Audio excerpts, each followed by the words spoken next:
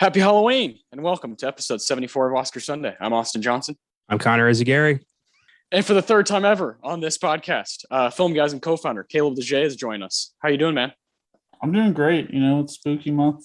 Been enjoying that. Finally out here in Virginia, moving to my apartment with Josh Jamal. So a lot of exciting stuff is happening. Oh, man. I'm super excited for this because, when a podcast of any of ours falls on Halloween, it's definitely got a chance to do something special. And on Oscar Sunday, the Academy is full of shit and does not nominate or give awards out enough to the horror genre. So got to take advantage of this with the few movies that they have kind of shine a light on. Of course, we'll be giving awards out to Rosemary's Baby at the very end of the show. We'll look a little bit at the 41st Academy Awards just for a little bit of fun. We'll talk about the individuals that worked on Rosemary's Baby and the ones that have Academy recognition. But first, I want to take it back to our Toy Story episode and do a little tournament. When we did that episode, we took it upon ourselves to talk a bunch about pretty much every Pixar movie. And we did a bracket and I had you guys vote on it. We're going to do something similar here, except it's a bit more challenging with the lack of, again, recognition that the horror genre has gotten. 18 movies, you could say 20, depending on how you look at genre, have gotten Oscar wins. Horror movies have gotten Oscar wins. I sent you guys a list of the movies to see which ones you guys have seen. You sent me back a text, and with the ones I've also seen, there's a total of 13. And I found a bracket. It's not very easy to do a bracket of 13. It's usually easier to do with like an even amount, but I wanted to include all of them. So I seeded them from 1 to 13, and this is how I figure that out. So we'll start with the 1 seed, Silence of the Lambs. Obviously a big movie all across the board. And when it comes to the Academy, one of the most important movies in their existence. It won the Big Five, a thing that only it has done, along with One Flew the Cuckoo's Nest and It Happened One Night. So that's just 3 times, and it's almost 100-year history. It gets the 1 seed because of that, and also because it got a bunch of other nominations. It got 7 total nominations and 5 wins. So what I did was I gave 3 points for a win and 1 point for a regular nomination. So it gets a total of 17 points, and it's the 1 seed. The 2 seed is Parasite. Another Best Picture winner that I would say has a lot of horror elements, and I wanted to include in here. It got 14 points off of 4 wins and a total of 6 nominations. The 3 seed is The Exorcist. 2 wins on 10 nominations. Pretty impressive for the 70s. The 4th seed would be Aliens from 1986. 11 points because it got 2 wins on 7 nominations. The number 5 seed is Jaws, maybe the best movie of all time. Has 10 points with 3 wins on 4 nominations. The 6th seed, Black Swan, got a huge win for Natalie Portman. Got just that 1 win, but also 4 other nominations. So that's 7 points. Let's see. Number 7 is Get Out, one of the best modern horror movies, in my opinion. Got 1 win on 4 nominations. That's 6 points. Number 8, Sleepy Hollow, 1999. Underrated film, I would say. Got 5 points, 1 win on 3 nominations. Then Alien is the number 9 seed from 1979. Absolute classic. 4 points, 1 win on 2 nominations. Definitely should have got more. Number 10 seed is The Omen from 1976. Another just absolute classic in the horror genre. 4 points with 1 win on 2 nominations. Love that movie. So much fun to talk about. Rosemary's Baby, our title, the film that we're going to be talking about most today, is the 11 seed. It also got 1 win on 2 nominations, so that's only 4 points. The 12 seed is An American Werewolf in London, a Connor classic. That one's great. It got just 1 win and 1 nomination, so it gets 3 points. And then the final seed would be The Fly from 1986. Also 1 win on 1 nomination. So that's 3 points. So, gentlemen, we're going to jump right into it. Let's talk about this first matchup, which would be the 6th seed versus the 11th seed, Black Swan versus Rosemary's Baby. Caleb, I'll let you vote first. That's a tough one. because you have one film that, admittedly, I first watched purely for the much talked about scene with her and Mila Kunis. Yeah. But ended up actually really liking the movie. And then you have Rosemary's Baby, which I hate it at first, but this second watch I really turned around on. I think we're going to have to edge it out to Rosemary's Baby. I'm going to have to go for Rosemary's Baby on this one. Okay. And when was the first time you saw it? Years ago, back when I was in middle school. Wow. Okay. So it took you coming all the way back around to now. They're rewatching it, and now you like it a bit more. Okay. Yeah. Very nice. Connor, what's your vote? Black Swan, I watched for the first time when I was doing a complete rundown of the 2010s Best Picture nominees for a show earlier this year. And then Rosemary's Baby I first watched when we were doing our Roman Polanski Weird Shit Wednesday in the early days of the FILMGAZM podcast. So both these are fairly recent acquisitions of mine. Black Swan, I don't know if I'd necessarily agree that it's a horror movie. I think it's psychologically disturbing at times. I don't know if I'd go so far as to label it horror, but that's just me.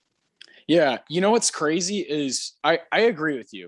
I think it has horror elements to it, but this movie was listed on more Oscar-winning horror movies than Parasite. And that didn't sit totally well with me. Yeah. I have similar thoughts regarding Parasite, but I'll say that when we get to that. But I'm going to give this to Rosemary's Baby as well. I just think Rosemary's Baby has such an air of menace about it that is so smart.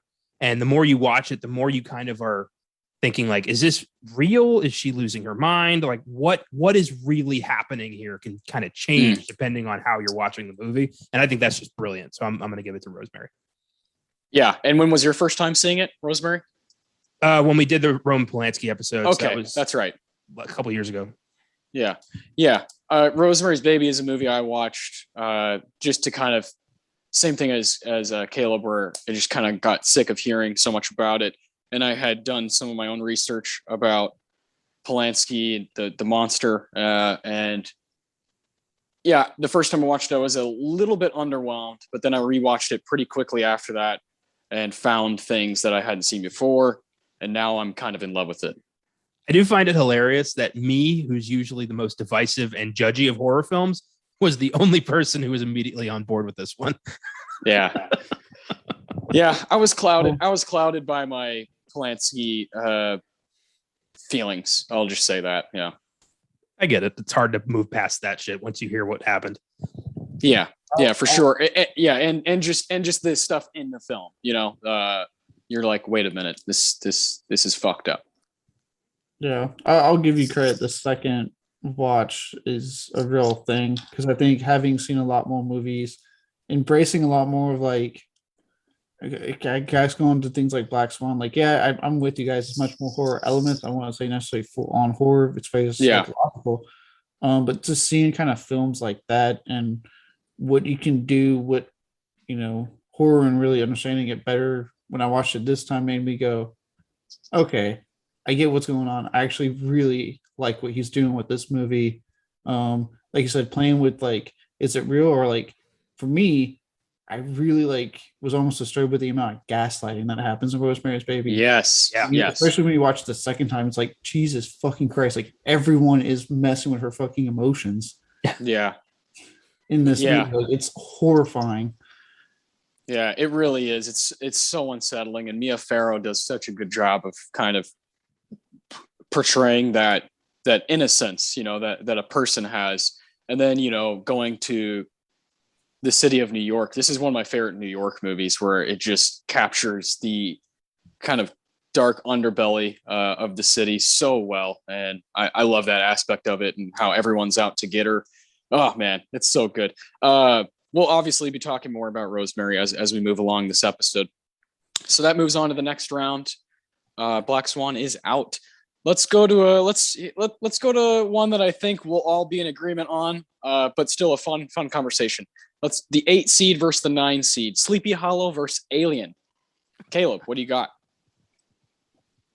God damn it! This is actually tough too because Alien's a bona fide classic, and I'm much more Alien versus Aliens. Personally, I love both, but I'm Alien, man. Me too. But at the same time, I know Connor feels the same way. I grew up seeing Sleepy Hollow. I fucking adore Sleepy Hollow. It's one of my favorite Tim Burton movies. It's such a great movie. And oh god.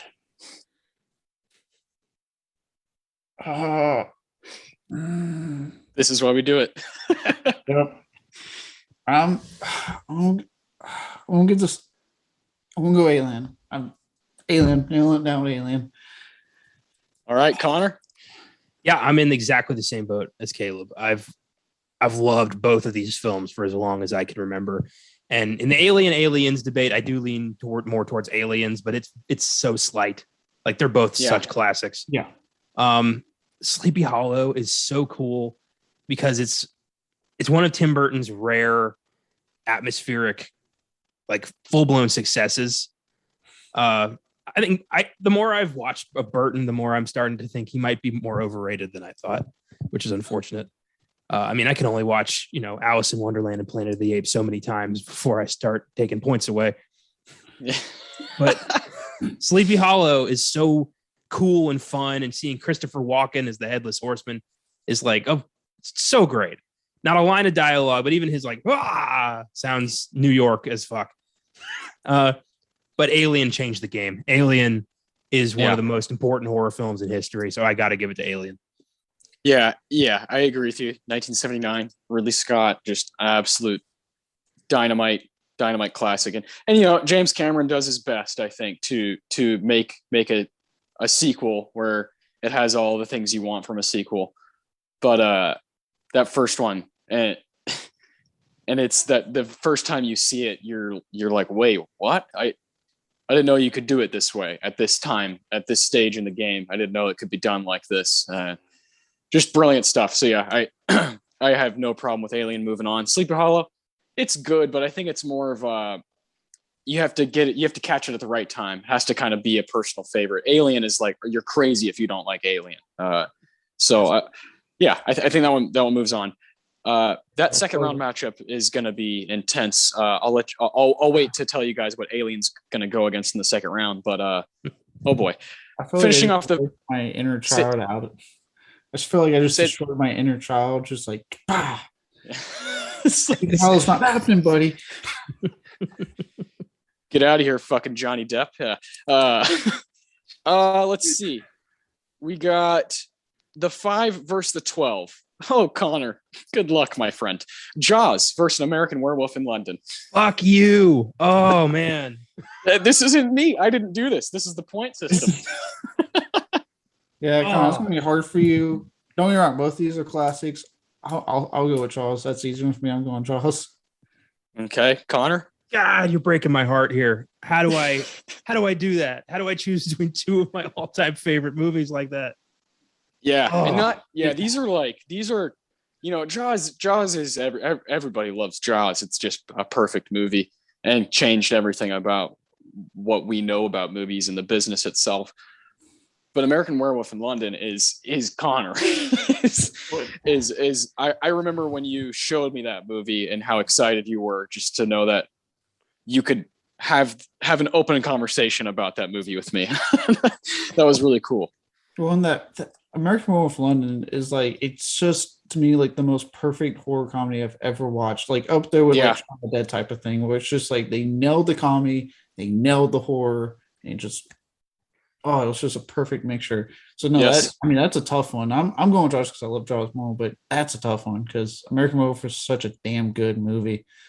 Well, it's so awesome. The first movie that ever won Best Makeup at the Oscars was a horror movie, and it was for a werewolf transformation that has never been topped. Yeah, an iconic transformation now. Like it's still one of the most talked about transformations in horror history. It's unbelievable. I watched this movie 2 days ago, and it still holds up. I'm glued to the screen. I love every moment of it. And Jaws is exactly the same way. I have there's no wiggle room here. I gotta really just flip a coin. Yeah. These are both 10s. These are both 10s. Yeah. I thought the Disney one was hard, but God, the Disney Pixar one was hard. But fuck me, this whole No, this is brutality. The next couple matchups are insanity, and when we get to the second round, it's just bonkers. I mean, like the Academy has been silly towards specifically horror and comedy, but these films like that they've collected are very good. They're very effective movies. And American Werewolf is one of the reasons I like horror movies. It's one of the first I ever saw. It made me. It opened my eyes, but so did Jaws. I watched them around the same time. Goddamn.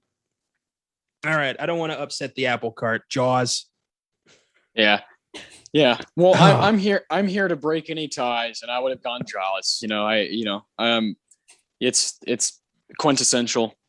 And this is another one that wasn't on, just like Parasite, was not on every like website list I looked at for horror movies. Yeah, but man, Jaws is a horror movie. Like a lot of people don't think that, which is weird. It's a full blown horror movie. Yeah. If you don't think in my much younger days, the amount of arguments I got into about Jaws and Silence of the Lambs, people being like, they're not horror movies because I actually like them and I hate horror movies. I'm like, shut the fuck up. No horror movies. But yeah, the Academy for once recognized a fucking horror movie. You like the horror movie, get over it, move the fuck on. Yeah, exactly. It's not like why I'll never understand why horror is a dirty word to some people. I don't. It sucks. We could have a whole podcast just about that. We do. It's called the FILMGAZM podcast. No, we could talk about just that idea of what horror means to different people. Like it's like a curse word to people when they hear it. They like, and that's just, it's just fucked up. All right, we got 2 more matchups in the first round, and these are brutal. Let's start with the 7 versus the 10. That's Get Out versus the Omen. Christ. It's not as difficult for me as you might think. Then go ahead and start us, because this is okay. To me, this is I don't think I could get much more difficult in my mind because of how masterful they both are for their eras, and I just love watching both of them. I could rewatch both of them all day. Get Out is a good horror film. It's a really cool movie. It's a great social commentary, a brilliant script, very well acted. But The Omen is The Omen. It's maybe the best satanic horror film ever made, in my opinion. And the music, the characters, the fact that evil fucking wins. It's so dark and perfect and timeless, and I could never not choose it. Okay, Caleb, what do you got? Admittedly, this isn't as brutal for me as I thought it was going to be. I do love Get Out like a lot, and I think what Get Out, the legacy Get Out will have, I think will speak for itself years down the road as far as like what Jordan Peele helped open up in horror in Hollywood in general. Like he was definitely on the forefront of what we're seeing now happening a lot. And adding a lot more of like that smart social commentary kind of back into horror when after kind of coming off like the torture porn and the remakes and the found footage and having that more social commentary like horror come back. A lot of great stuff for Get Out. I love Get Out, but I'm with Connor. Omen's a bona fide classic. I fucking love that movie. Everything from like, just the bleakest fuck ending, the whole I did it all for you, Damien, and she just falls out. It's just a fucking good movie. I love that movie so much. And God, it has also, I didn't bring it up, but it has that whole cursed legacy around it because of so many people. It's actually a subject on a Shudder documentary I watched called Cursed Films. It was one of the episodes they talked about it, and that's just like both that movie and the making of that movie is just as insane. So I'm going Omen. Okay.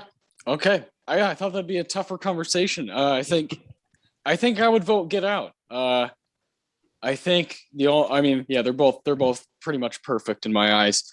I think Get Out, it might be because everything around it in the 2010s is it's just so different and so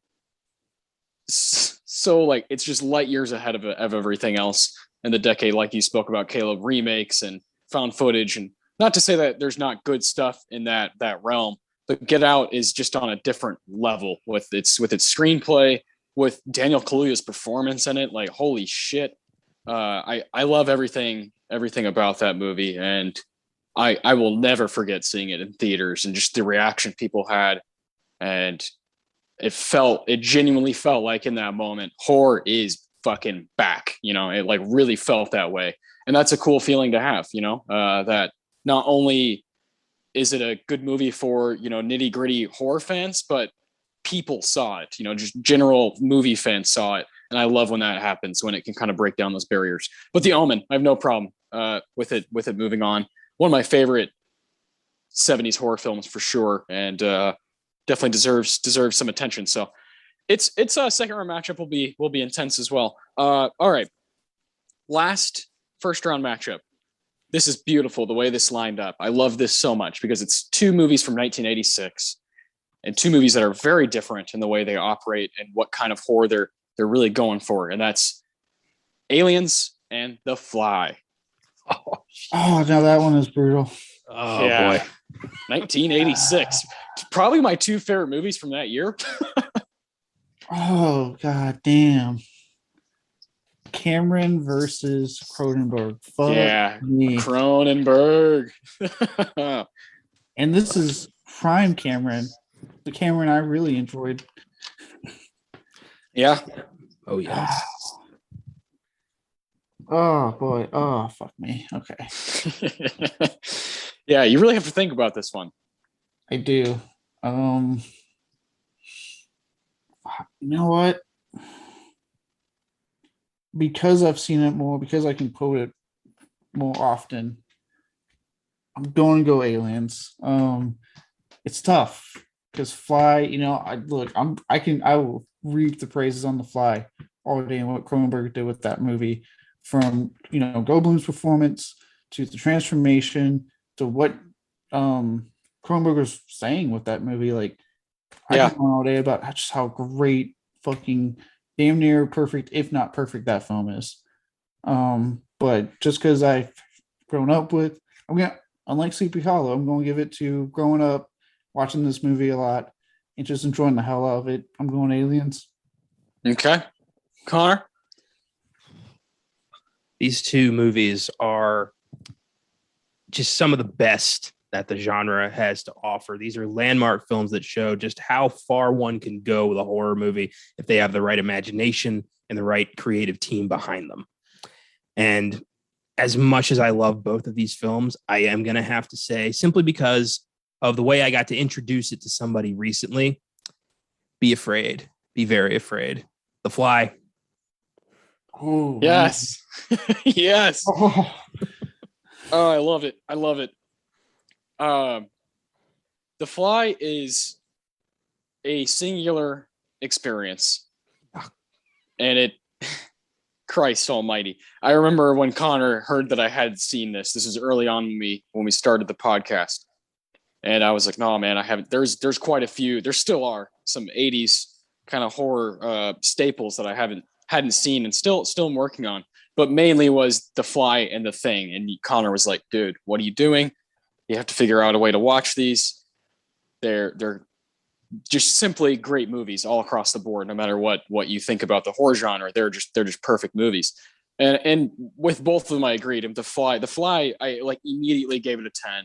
Immediately, a 5-star kind of movie on Letterboxd. I just fucking adore everything about it. And obviously, my favorite Jeff Goldblum performance. But Aliens is like really close. It's really close. The Fly gets the edge just because of that kind of that feeling I get when I watch it of there's literally nothing in existence that I can put right next to it. With Aliens, you could say that in some cases, but I think The Fly is even stranger. It's so Cronenberg. It's so weird and so bizarre. And maybe his masterpiece. It really, I think that could be talked about. I'm definitely a huge fan of The Brood from the late 70s, but The Fly is probably his best overall film, and I got to give it the edge, man. I gotta have it move on. You know what? You got no complaints from me. That was goddamn. Yeah. And another reason I think I went with Aliens for me was my Blu-ray. I'm sure if you guys own it, it has a director's cut, so that's the one I always go to. Yeah. And it has a lot more added scenes and stuff, and it really actually enhances the movie. And it's just like whenever I tell people, like whenever like someone's like, "There's no good sequels," movies, no, they just can't make a good sequel. I'm like Aliens. Aliens. Yeah. One of the best. Yeah. I think honestly, I'd put it in the same conversation as like Godfather Part 2. It's just fucking awesome. And it almost tops the first movie. And that's just bonkers. And I think it has to be in that conversation for greatest sequel of all time. Yeah, absolutely. But like you said, there's something so visceral, haunting, and just like grisly about The Fly. There's no other film like that. To watch a man just melt into a monster over the course of an hour and a half. It's horrific, but you can't look away. That too. That's a huge part of The Fly. It's literally an hour and a half. Like, what in the fuck? Like, how do you, as a filmmaker, how do you do all of that, accomplish all of that in such a short amount of time? I always have respect for horror films that know the audience's attention span and know when when to avoid lulls and when to just, all right, let's just get down to it, figure this thing out, and give these people a movie. And I think Cronenberg is one of the masters of that, like one of the true masters of understanding his runtime, understanding what's going to keep people going, and then fucking end the movie. And I love that about him. He's become one of my favorite filmmakers because of FILMGAZM, because of, meeting you guys. And The Fly is spectacular. If you haven't seen it, get the hell out of here. Stop listening and go check it out. That movie fucking rules. All right. That finishes our first round. So Alien beat Sleepy Hollow. The Fly beat Aliens. Jaws beat American Werewolf in London. The Omen beat Get Out. Rosemary's Baby beat Black Swan. All right. So obviously there are three movies, big ones, that all received the most points. They got a bye because there's 13 technical teams in this. I gave the first three seeds a bye. So they moved on to the second round no matter what. But now they will finally show up here. Okay. Fuck me. Let's go back to Rosemary's Baby. Rosemary's Baby is the 11 seed, beat Black Swan. It is facing the number 3 seed, 1973, The Exorcist. How about it, gentlemen? Satan versus Pazuzu. Here we go. Yeah. Yes. God damn. Ooh. This is actually kind of easy for me. Yeah, I figured. Harder than I would have thought for me. I've actually thought about this quite a lot lately because I was going to argue in this episode that without Rosemary's Baby, there is no Exorcist and there is no Omen. Like, this is the movie that kind of opened the Satan floodgates for Hollywood, I think. Oh, 100%. Yeah. So, but, does the student become the master? I wonder. The Exorcist is a great movie. When we did our episode, we kind of argued that it might not be as scary as it once was. I have a great affinity for Part 3, which I think is way scarier. Oh my God. Part 3 is a masterpiece. Yeah. But Rosemary's Baby is very much about, it deals with, like you said, gaslighting and the whole idea that everyone is in on the joke except you. Whereas The Exorcist is full blown, like the devil is here and he's going to fuck up this place. And I did just read the book. So I am like, I'm going to lean into Exorcist. I think that The Exorcist has a much powerful and more significant legacy than Rosemary's Baby because of how far it was willing to go, how far William Friedkin was willing to take things. I mean, freaking Linda Blair had to do a talk show circuit to convince people she wasn't actually possessed by the devil. I mean, that's fucking crazy. Yeah. So I don't think any other movie has had that big of a impact on people's sanity. So I'm going to give it to The Exorcist. Okay. real quick, when you talk about like Rosemary's Baby kind of started, and then Exorcist, like the teacher becomes a master, or whatever. That's actually something I like to use all the time with the slasher boom of the '80s. I'm like, yeah, Halloween started like it very much like opened that door, and then Jason came in and just fucking kicked it wide open for the '80s. Just, bam. Yep. But,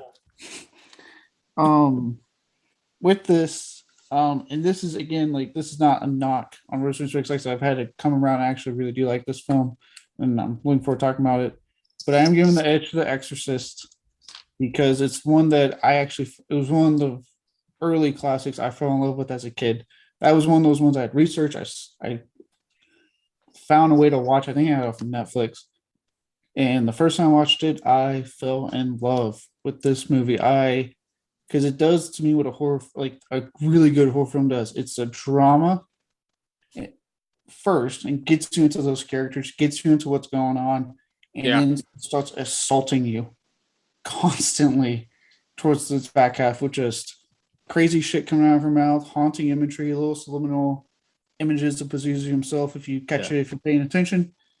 Like it just the way it just gets you in there and then just fucking assaults you. But then so there was this great story about the preacher finding his faith, which at that time I know that's kind of like a super big cliche now with exorcism films, but not when Exorcist came out. Yes. Well, God, I could talk about this film. It's a perfect 10 for me still. So I'm giving the edge to The Exorcist. Yeah, I would too. This would be a clean sweep. The Exorcist. Yeah, I mean, I adore it. To me, one of the coolest double features you can do as a person that likes movies is watch The French Connection, The Exorcist, William Friedkin's two early 70s movies. And like the way New York is captured in these two movies is just unparalleled. Even Rosemary's Baby to me just doesn't hold a candle to it. I love the slow burn, like you mentioned, of a drama, like a family drama, and then just attacking all the senses, just destroying you, laying it on you, making you think afterwards. And I'll be honest with these movies, especially The Exorcist. I grew up going to church and very much being a part of the church for like a long time up until my late teenage years. And when I saw this movie, it just rattled my cage big time. And I still get scared. I know that's a big conversation around The Exorcist, is it's not quote unquote scary. I still get kind of the EBGBs when I watch The Exorcist, and in particular the scene between Ellen Burstyn's character, the mother, and one of the doctors when they're speaking to each other. I've talked about this many times on all of our podcasts, all of our shows. It's one of my favorite movie scenes of all time because they're breaking down what I look at the horror genre is, and they're talking, and the doctor says, "Well, if your daughter believes it to be true, it is true."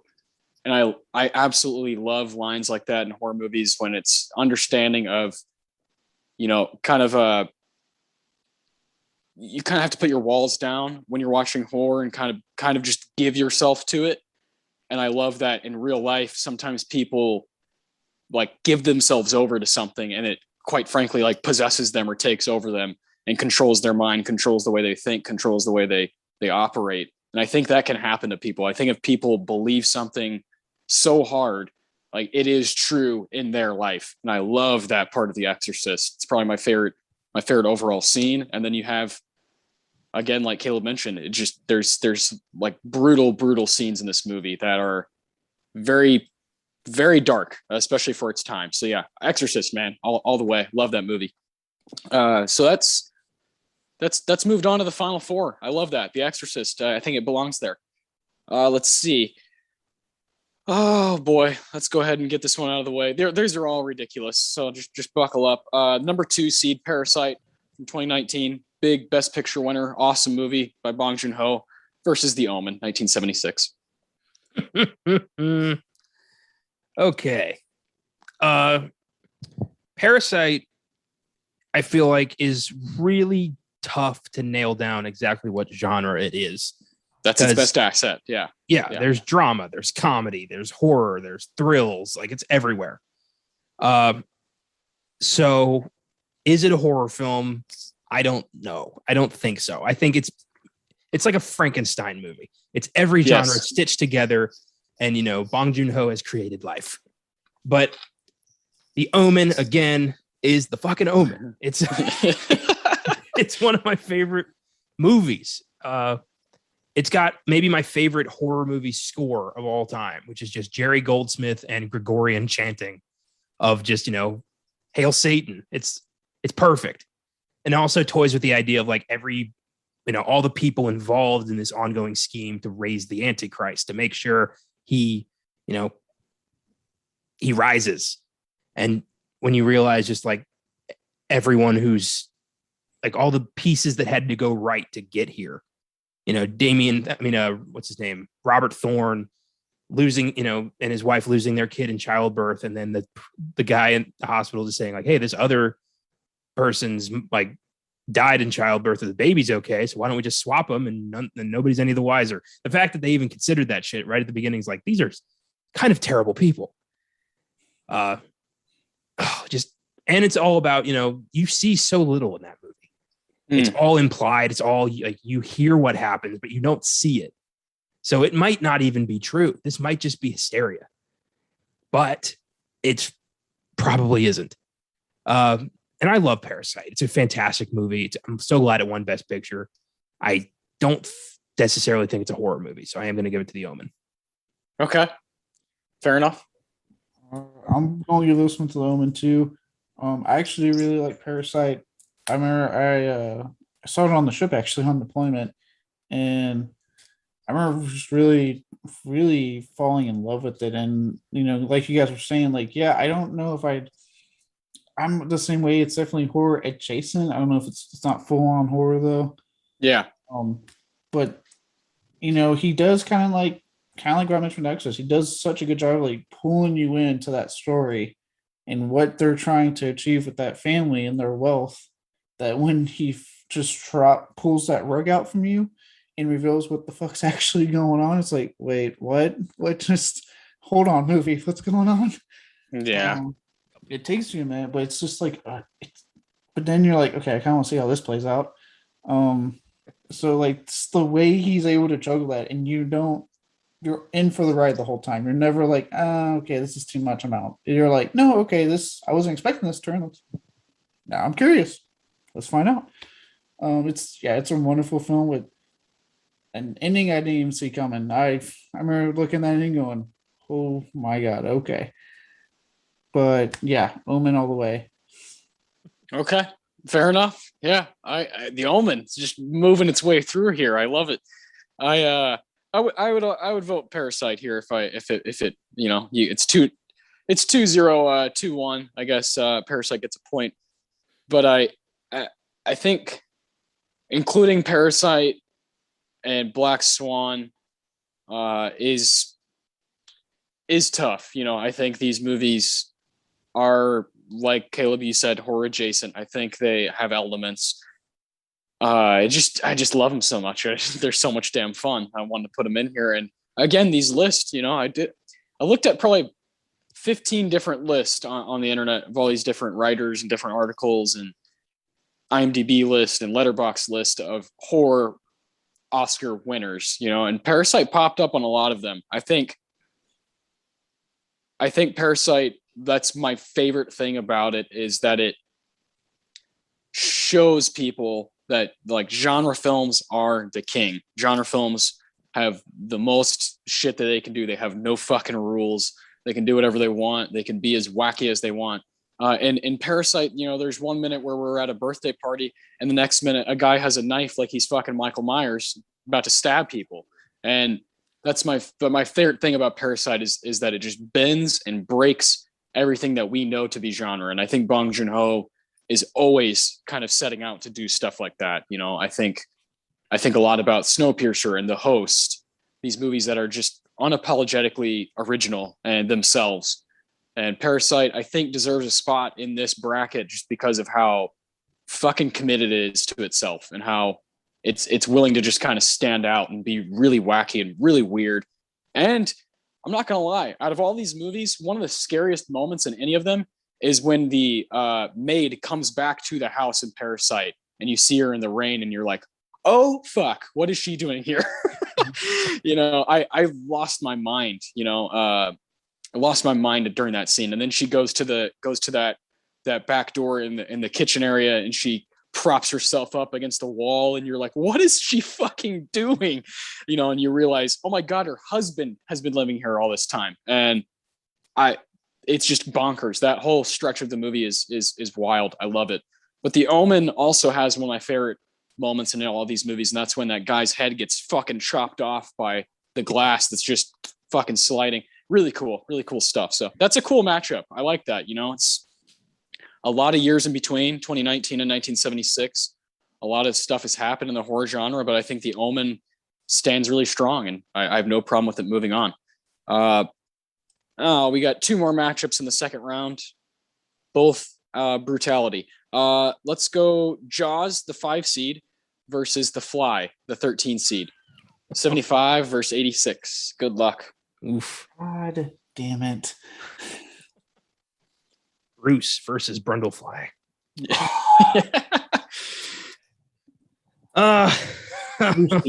Form, which gave us some of the scariest scenes in horror movie history. Oh boy. Oh God damn it. I don't know if you guys ever saw Bravo's 100 Scariest Movie Moments countdown from like 2004. Oh yeah. Which to me is still like the definitive list of like the greatest scary movie moments in film history. I'd like to see them do it again, but for what we got, it's great. Jaws is number 1. It is like the opening where what's her name? Chrissy, I think it was, gets dragged to the depths from an unseen shark, was voted the scariest movie moment of all time. That's pretty awesome. The Fly was in like the 20s or 30s. Yeah, The Fly is definitely a cerebral like experience. Jaws has a couple of just flat out freaky moments, and when Shaw dies, like, I mean, good God. Yeah. PG my ass. Yeah. Yeah, really pushing PG in that movie. Yeah. Yeah. Nudity, violence, blood, gore. Like, I don't know what you had to do in 75 to get an R rating, but I don't know. There's a PG film. I can't remember her name. I was watching something about it from like the 70s or 80s. It's PG and has like nudity, like tits, everything. Actually, there was one I watched, Tourist Trap, with Chuck Connors. Tanya Roberts, I believe, or one other female actress, completely naked, zero boobs and everything. PG. Jesus Christ. It's crazy. I'll never figure that out. The whole rating system, I don't agree with anyway. So Jaws gets the win, obviously. It's so important to my development as a film fan, to like the development of the summer blockbuster. It's my favorite Robert Shaw performance. It's my favorite Roy Scheider performance. It's a great buddy movie as well as an epic shark adventure. And it could have been a disaster. Everything that went wrong, like everything that could have gone wrong, did go wrong. The shark didn't fucking work. Like everything spelled disaster for Spielberg's career, but he managed to make something incredible out of what he had. And it ended up being one of the most important films of all time. So I will always love that movie just because it's the little movie that could, it was so problematic. And I think, if it hadn't been, I don't think we would have gotten as great a movie. I mean, he had to use the hint of the shark because he couldn't use the full shark. And because of that, the anticipation is fucking tense as hell the whole time. It's brilliant. And this was Spielberg's like second, third movie. And already he was like, this guy is going to be one of the greatest directors in history. Like you can tell. Yeah. And I mean, nothing but props, nothing but love. Yeah. Yeah. Yeah, I am also going to have to give this to Jaws. The Fly is, as we talked about, it's a fantastic movie. It's by a lot of people considered Cronenberg's masterpiece, if not, right fucking up there. So, and I do consider like I don't know if I consider his masterpiece, but I definitely consider one of his best films he's done. But with Jaws, I have to pick that because of like kind of Connor talked about what it did for the summer blockbuster. The fact that, like you said, that was Spielberg's, I believe, second film. I think he did it after Duel. And it already showed the type of director he was, like the gift that he had to make a film and to do what he had to get it done. And was something that would carry over well into what he's still doing to this very day. Yep. And another quick little thing is I know I brought it up when we talked about it a long time ago on the show, but it was one of the early films to have characters actually talking over each other, like naturally talking, getting away from that like stagey Hays Code area of like, I'm being angry. I need to argue my point completely. Then you can say your line. Yeah. So like what this film just did on so many levels, the impact it still has. The fact that people are so terrified of sharks, still afraid to go in the water. If anyone tries to tell me bullshit, there's a little fear you got when you go in that water. It just speaks to itself. So Jaws. Yeah. Yeah, this is a clean sweep. Jaws is, I love The Fly. I think we've talked, like we all very much love The Fly and have a lot of respect for it. It beat fucking Aliens. So amazing movie. Jaws is like a life changer. It will give you every little bit of emotion you want when you're watching a movie. There's scenes, like when they're on the boat, Dreyfuss, Shaw, and Scheider are just bullshitting. It's like some of the funniest stuff I've ever seen in any movie. Shaw getting just destroyed by the shark is one of the most terrifying things I've ever seen. And the capturing human reaction and disregard for action as these people are just almost like pawns, as the city is like, oh, let's let him go back in the water, let's take him out of the water, let's do this, let's do that, we need the dollars for the city. All of those things, like the economics of it, the social commentary of it is fucking incredible and still stands today. I can't believe it's about to be 50 years old. That's crazy. In just 4 years we'll be talking about Jaws. In my opinion, this is the movie that probably gets brought up the most through all of our different shows on Filmgasm. It just affects everything when you're talking about movies. It affects horror, it affects the Oscars, it affects just entertainment, and what you hold to a standard. A movie can never be as entertaining as Jaws. It's to me, it's like damn near impossible for a movie to come out now and be as entertaining as Jaws is. It's just perfect. So it definitely deserves a spot in the final four. Last matchup of the second round.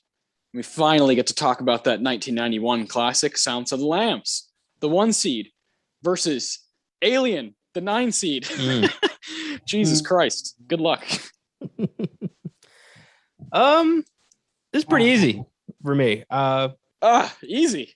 Alien's fantastic, but there's few films in Oscar history as deserving of Best Picture as The Silence of the Lambs. JFK has something to say about that. JFK can go straight to hell up against Silence of the Lambs. I love JFK as well, but this movie, it's so perfect. It's a flawless serial killer narrative with brilliant characters, fantastic performances. I've seen it 100 times. It's still incredibly tense, and I think Ted Levine got overlooked for Best Supporting Actor. I'm so glad it's one of the 3 films that won the Big Five. It's flawless and it's so entertaining to this day. I like the 2 sequels too. I think Hannibal has aged decently and Red Dragon's really fun. Just this first movie though, I think that it was winning Best Picture was huge for the horror genre, because just for a little brief moment there, it got some some Academy legit respect, which was nice. And I don't know if we'll ever see another horror film win top honors like that. I mean, you can argue Parasite, but Lambs is full blown horror. Yeah. Textbook. And it's just a brilliant film. I love it to death. Nothing, no ill will towards Alien, but Lambs is a firm favorite, and just wow. Okay. You know what? I'm going to concur. As much as I like Alien, I'm going Silence, because this is a film that, like you mentioned it, right? For a moment, it had recognition. The horror fans had recognition at something like the Oscars, right? Yeah. But unfortunately, what then turned around immediately after was, well, it's not horror, it's a suspense, it's a thriller. Yeah. It was like we had it and then it got taken away. I don't blame the film. Again, that's just people being assholes. Because fact of the matter is, a horror film won Best Fucking Picture. Hell yeah.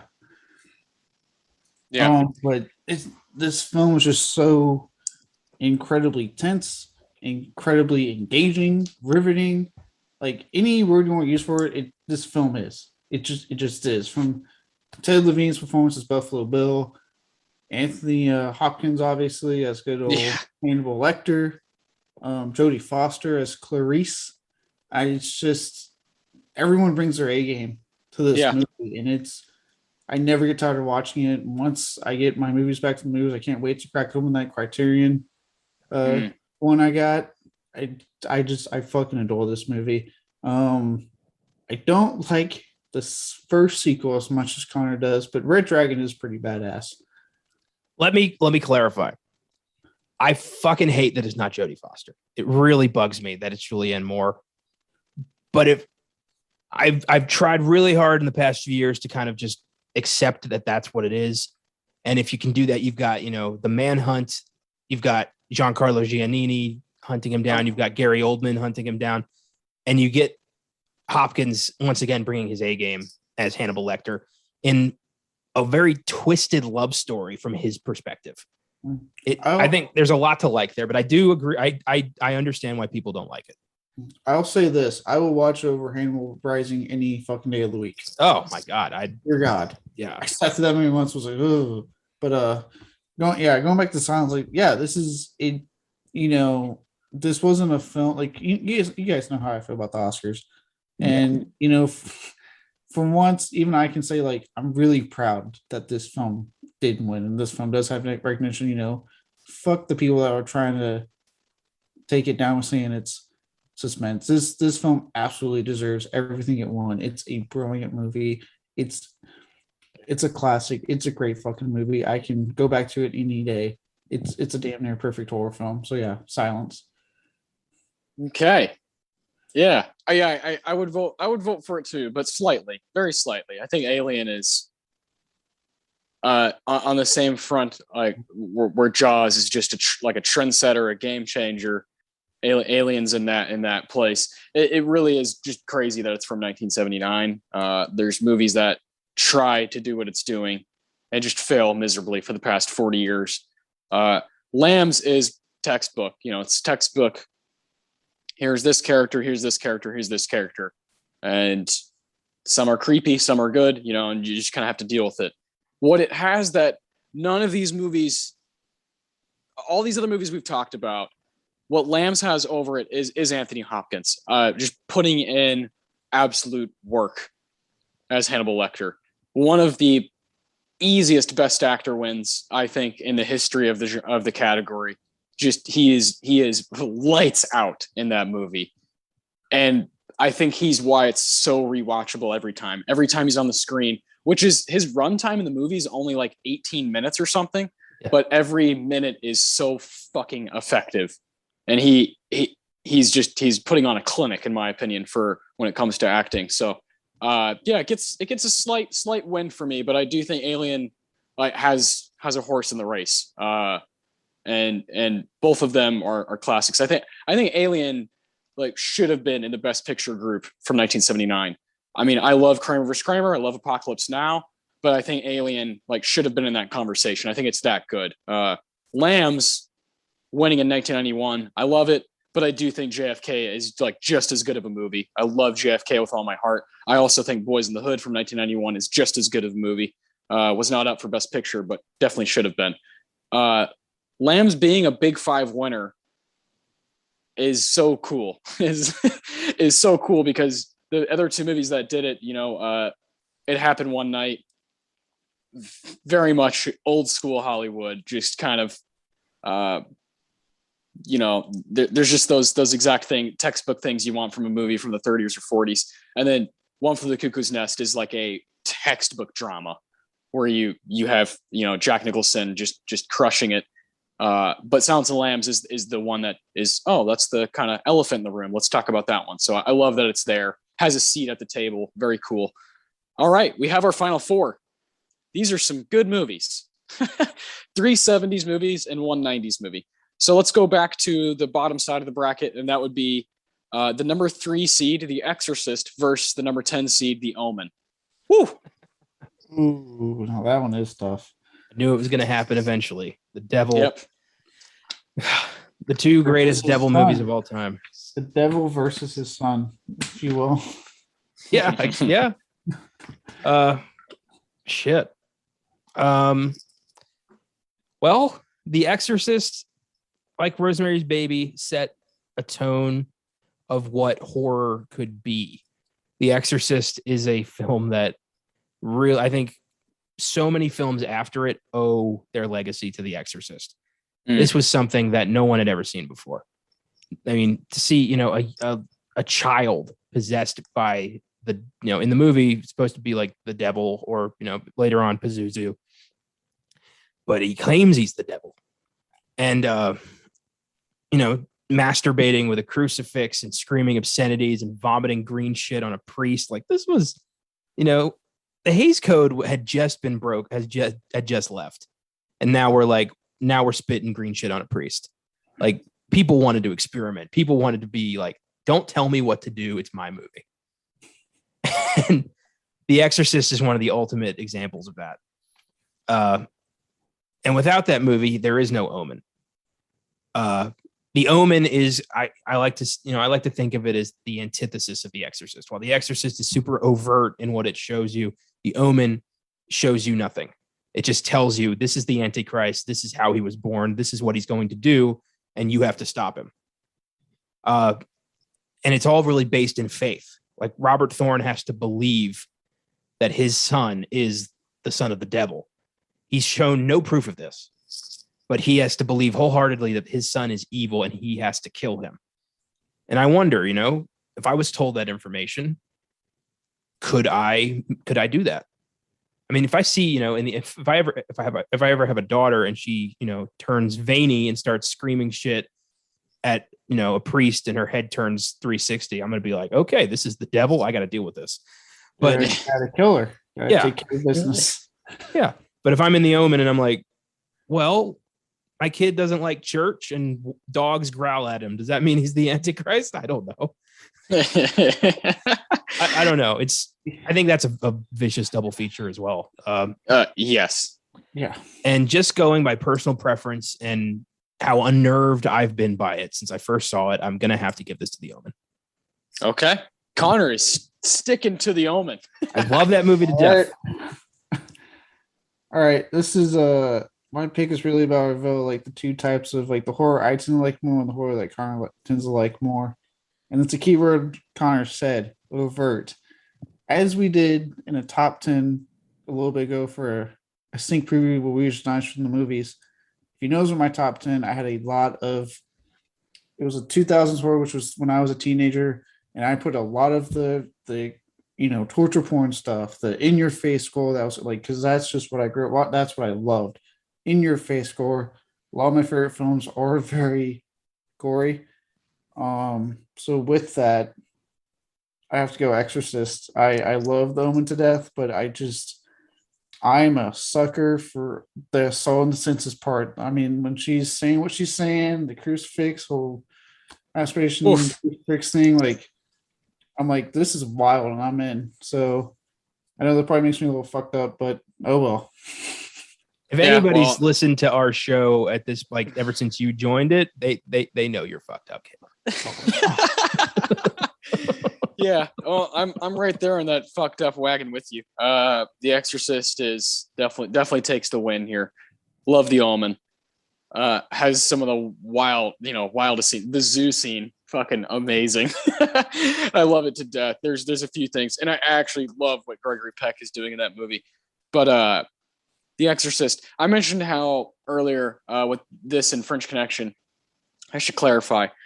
I mentioned that they're like two of my favorite New York movies. I know The Exorcist is technically Georgetown, which is like near Washington, D.C., but a lot of the film was, Friedkin was like, well, we're going to New York, to film a lot of the movie.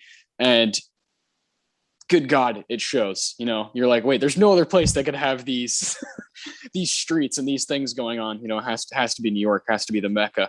And those stairs still like haunt me. Like Caleb mentioned, the crucifix scene where she's just losing her mind. One of the craziest things I've ever seen on a screen, and kind of sets the template for me for my fandom, because I also saw it younger than a lot of these other movies. It sets the template for kind of desensitizing me as a horror fan, and kind of showing me, no, like your mind can go to even darker, weirder places. You can keep watching wild, wacky shit, be entertained by it, realize it's a movie, put your walls down, have some fun with it, and get immersed into the world and the shit that they're trying to kind of portray here. So The Exorcist is, it's uber important to the horror genre. It's uber important to being represented at the Oscars. It got 10 nominations at that show, and that's just fucking crazy. I believe at the 46th Academy Awards, I believe that's what it was. It kind of made noise with those people too, with the critics and the Academy voters, and that just puts a smile on my face, because the fact that they watched maybe some of that movie, hopefully all of it, that just makes me really happy that they sat through that one and they were like, no, this is one of the best movies of the year. It's really, really cool. Sitting absolutely. To the crucifixion scene, just yeah, I like this movie. Shallow and pedantic. Yeah. So good. I love it. The Exorcist barely wins 2-1. Connor, you were going strong for the Omen there. It beat Get Out, beat Parasite, and almost beat The Exorcist. Jesus. Go ahead. Oh, sorry. I want to say, with the breaking the walls down and like what you can see in movies, take it from me. Be careful what you wish for sometimes, because I have sought out some pretty fucked up movies, and there's at least one that made me go, not much of that again. Oh, we know what that movie is. Yeah. I definitely know. I know. I know. I don't want to say there's boundaries, or like, because you don't want to draw lines, but there are, in your own mind, there's somewhere there. It's like an imaginary line that's somewhere where it's like, okay, like it's almost when if you go out drinking and you're like, okay, I've had too many drinks. Now I need to slow down, need to stop, need to like kind of gain my consciousness back and realize where I am.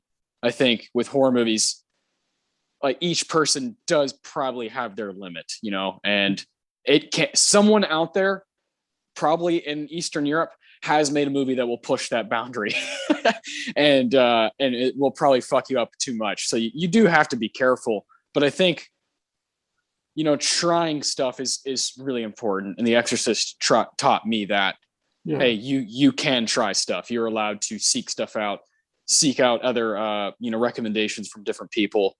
And you never know, you never know where it's going to take you. Sometimes it'll probably kick you in the ass, but with The Exorcist, definitely not a movie that I feel betrayed by. I feel very much like, oh, this is made for a reason. This is made for movie fans, and I'm very grateful for it. So it's in the championship round, and it's gonna face either Silence of the Lambs at the 1 seed or fucking Jaws as the 5 seed. Holy hell.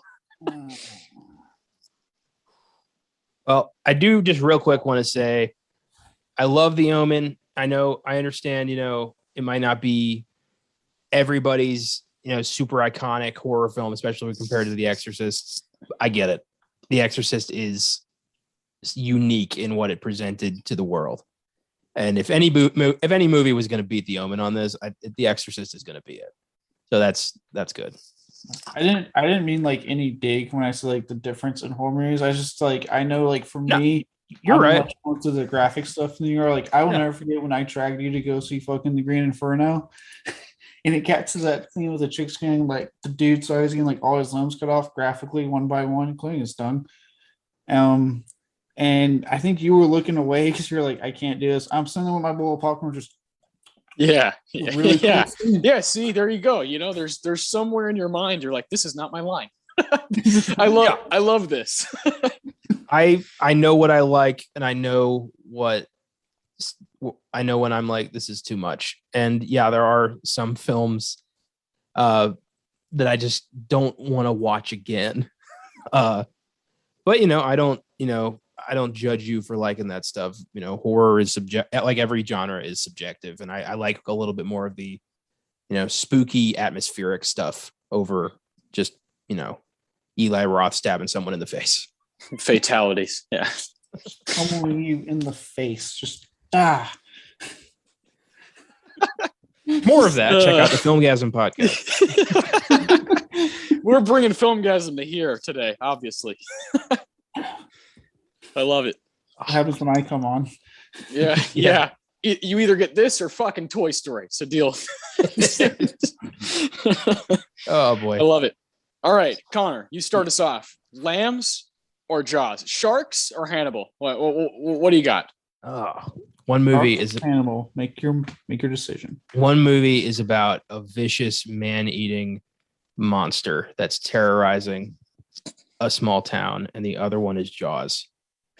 They're both these films are fucking classics, incomparable masterpieces. Jonathan Demme versus Steven Spielberg. This is I love that. impossible. One of my earliest memories in life is waking up in the middle of the night to Jaws being on TV from my mom watching it and watching Quint get eaten in half by a shark and not really realizing what was going on because I hadn't watched the first part of the movie, but being like, whoa, this is weird. I've never seen anything like that before. Not being scared, more being like fascinated. Like, what is this? Yes. I was like 5 or 6 and I'm like, this is interesting. I want to see more like this because I've been watching Disney movies my whole short life. And I just was like, from then on, kind of almost like unconsciously trying to find weirder stuff to watch, even as like a small child. So I owe Jaws quite a lot in terms of how I became a film buff. So for that, I'm giving this to Jaws. Okay. I like that explanation. That's a good one. It's not easy. No, it is not easy. And I do feel like I'm betraying Silence of the Lambs a bit here. But I am not a one movie man.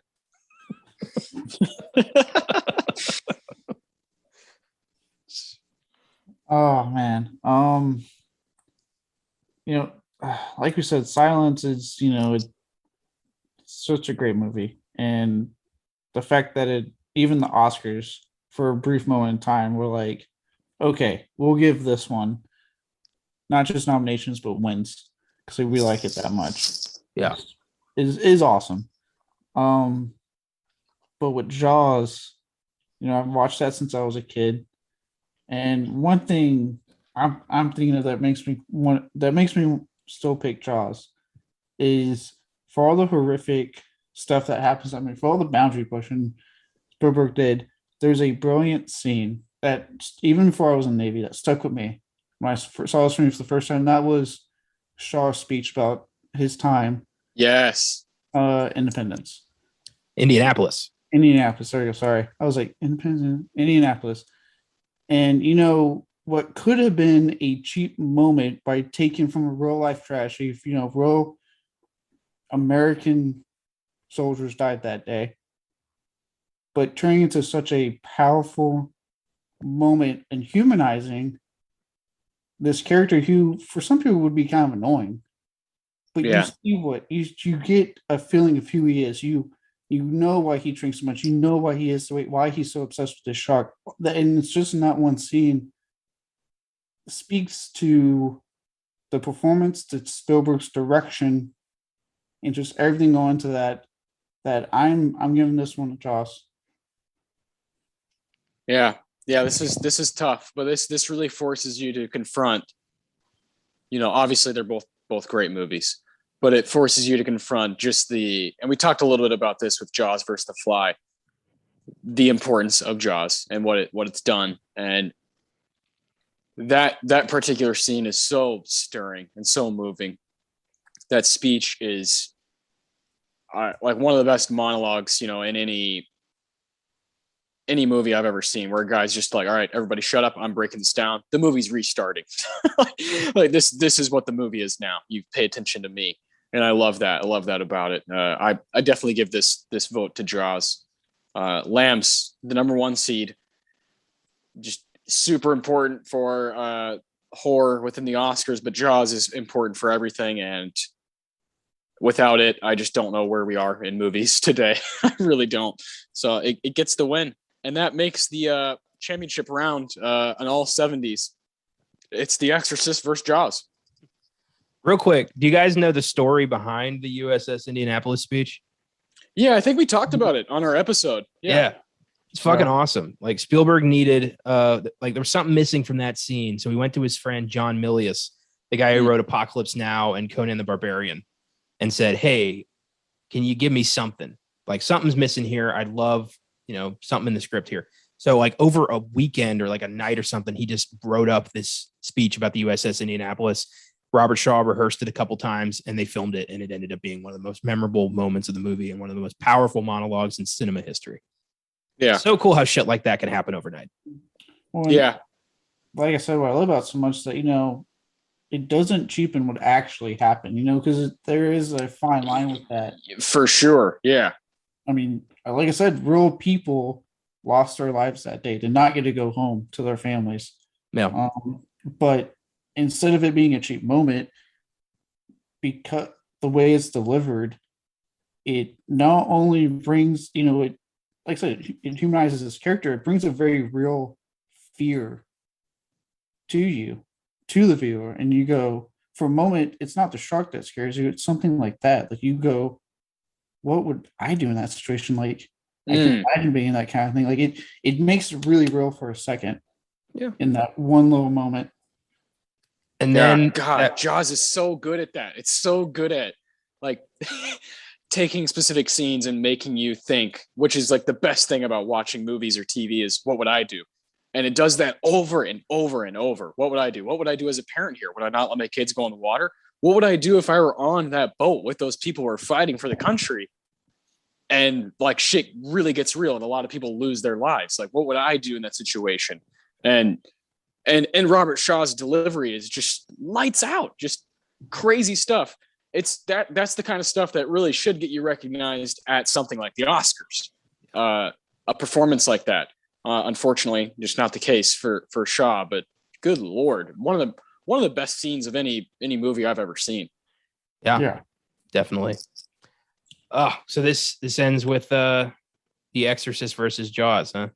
Yeah, I don't know if I knew this was going to happen because I personally thought Get Out was going to beat The Omen in the first round. I thought things were going to change around there, but then The Omen just kept making moves, and I was like, oh shit, this might be The Omen versus Jaws. and then I didn't know where you guys were going to go with Lambs versus Jaws. I know that's like both those movies are 10s, I think, for all of us, and that's never easy to kind of figure out and process, but I think we're all in the same boat where Jaws is just the most important movie out of all these. Yep. As Hooper once said, I'm not going to argue with a man who's lining up to be a hot lunch. Yeah. So, yeah, Jaws wins it for me. Beautiful. I'm going to give Jaws.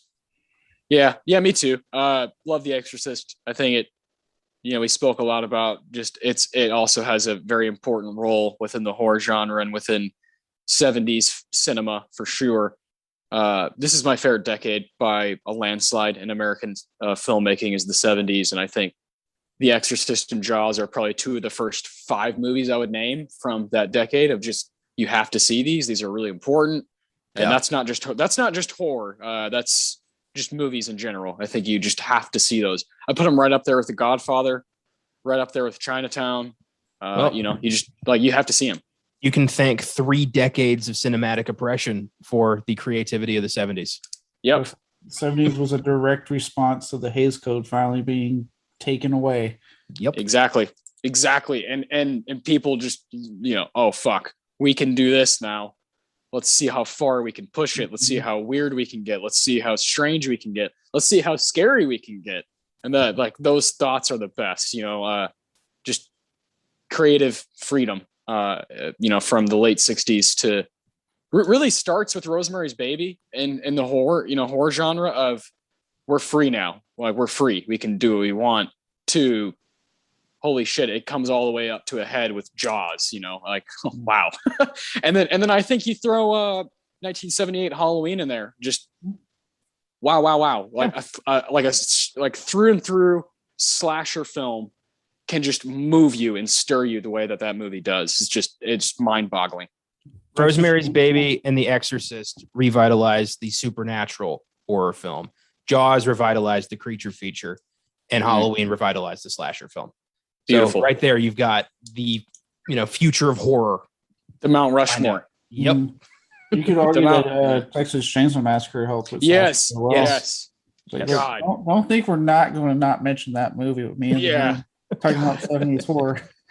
Chainsaw. Yeah. There's really countless movies from the 70s that you can point to as like, whoa, what's going on here? And they still haven't been topped. Like, why in the past 40 years, why can't they figure this out? Why can't they match what they were doing in the 70s? It's not going to happen. Like I said, I think with the 70s, like the Hays Code, you take that Hays Code strip away, finally, young filmmakers coming into their like beginning of their careers at the same time, and also an intentional move to realistic filmmaking compared to what was going on in the decade prior. It just all came beautifully together in the 70s. Yeah. Beautiful stuff. I love it. Oh man, that was a lot of fun. I always love those they're just kind of these long, thoughtful projects that we like to do on our podcast, where we just you're able to shout out 13 different films and really hone in on what you love about them and give them a vote. So it's a lot of fun. That's a good group. I like all of those movies that we talked about. There's not one of them that I'm not a fan of. I think they're all great. My least favorite is probably Black Swan and Sleepy Hollow, and I like both of those. So that's crazy. Yeah, Black Swan's probably my least favorite too, but honestly, I don't have really much of a problem with it. I think all these films are awesome and significant, and good. It was a good grouping. Yeah. Lots of fun. There are a few Oscar winners that we have not all seen, so they didn't get included. I actually have a little list of them that I can go ahead and shout them out real quick. 1931, Dr. Jekyll and Mr. Hyde. 1943, The Phantom of the Opera. 1945, The Picture of Dorian Gray. 1962, Whatever Happened to Baby Jane. 1990, Misery.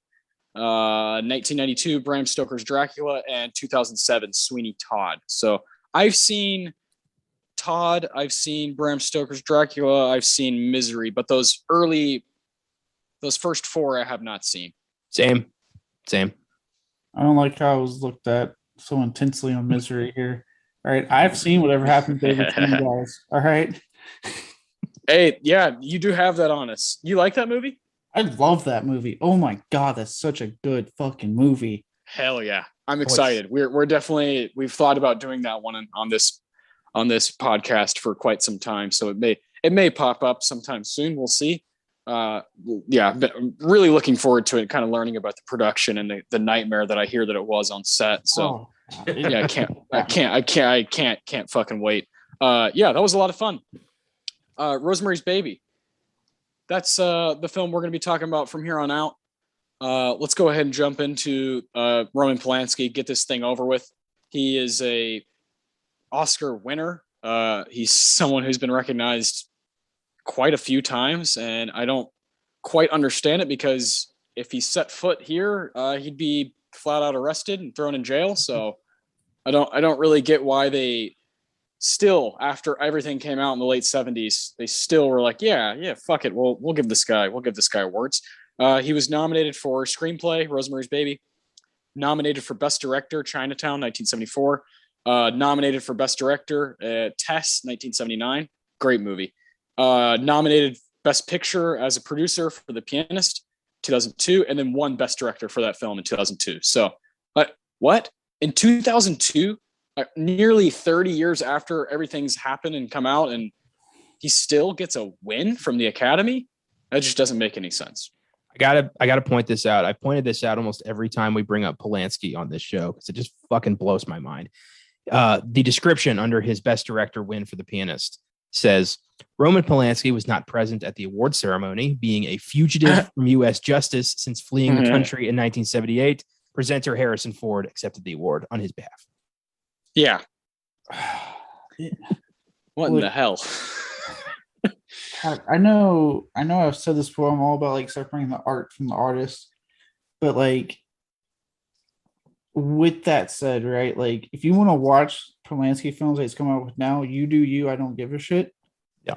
I was like, but the fact that they're still nominating him at the Oscars. You know, he's a wanted fugitive.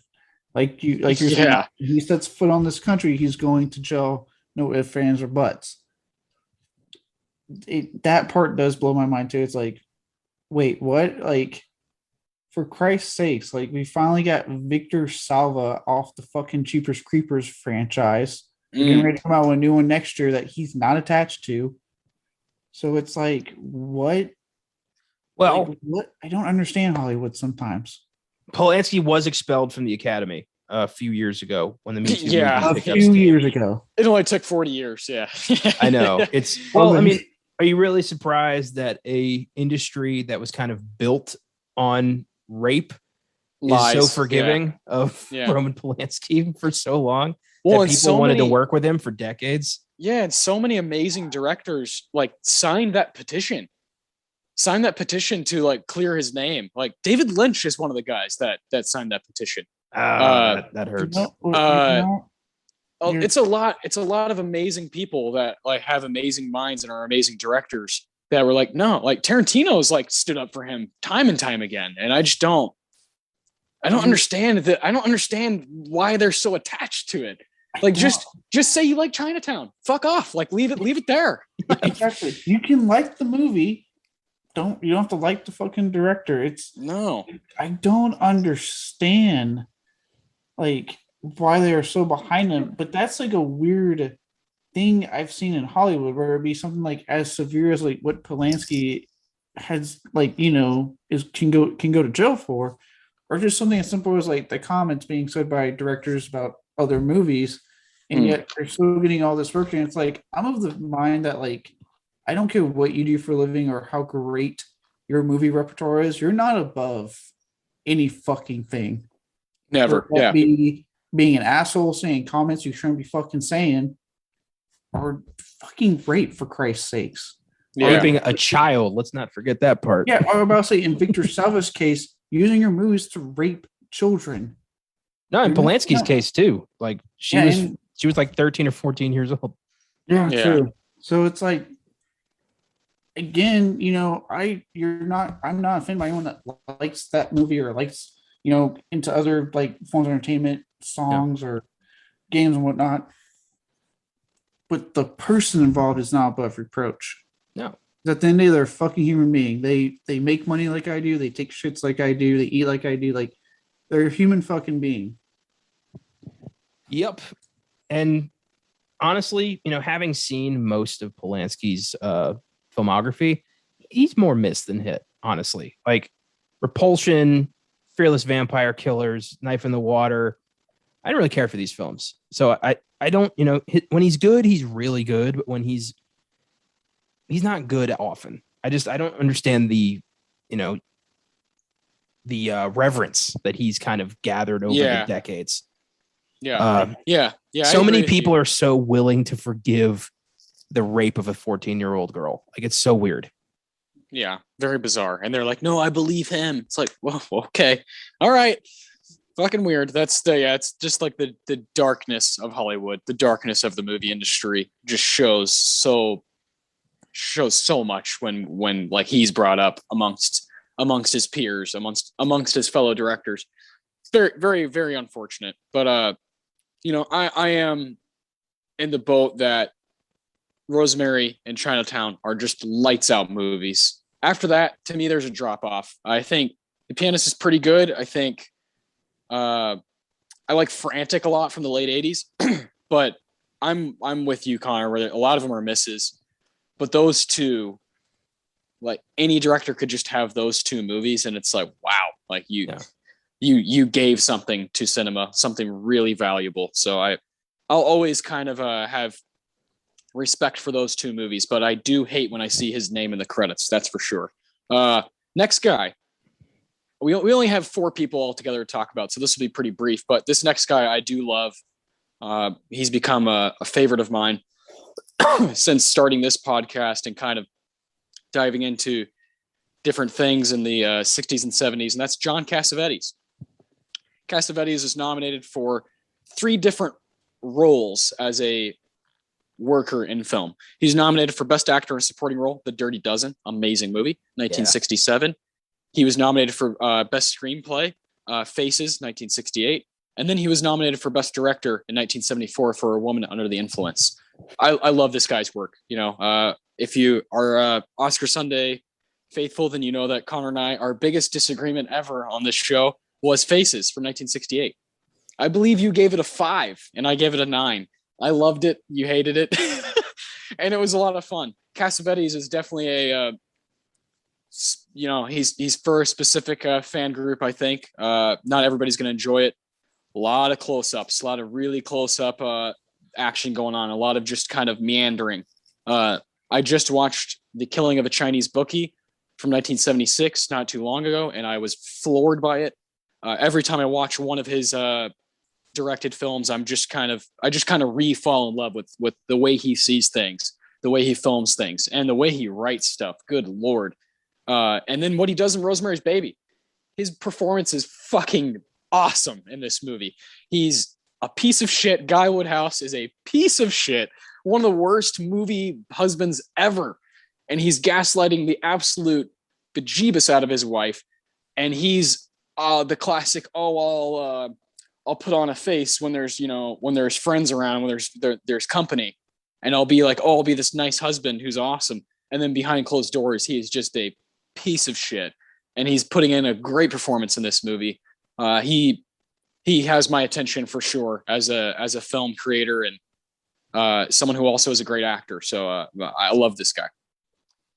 Austin, I love you like a brother, and overall, I trust your judgment, but I do not see it with Cassavetes. His film, what I've seen, has been boring and pointless, and I just can't get into this guy. However, I do agree that his performances are quite enjoyable. Yes. But behind the camera, the dude is a self-indulgent, like, fuck, and I just can't get into it. Oh, I love it. A self-indulgent fuck. Yeah. He is. I can admit that. I'm a sucker for it. Gloria from 1980. Fantastic. Opening Night, 1977. I love that one. These are Husbands, 1970. Fucking awesome. I love his movies. I love them. And it's for that reason where I know this guy has this huge ego behind the camera of like, I am an artist. It's so funny.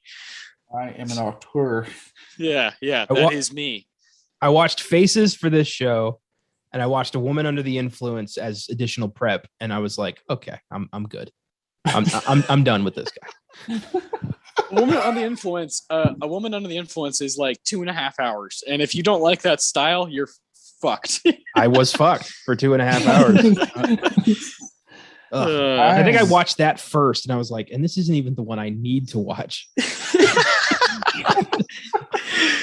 At least Faces is a little bit shorter. Yeah. Like 10 minutes shorter. Yeah. Hey, man, 10 minutes is 10 minutes, right? Yeah. That's great. You know what? I will stay neutral because I'm not as I haven't seen a lot of Cassavetes stuff. So don't worry, I'm not citing another one here. I firmly believe that I should only complain about movies I've seen.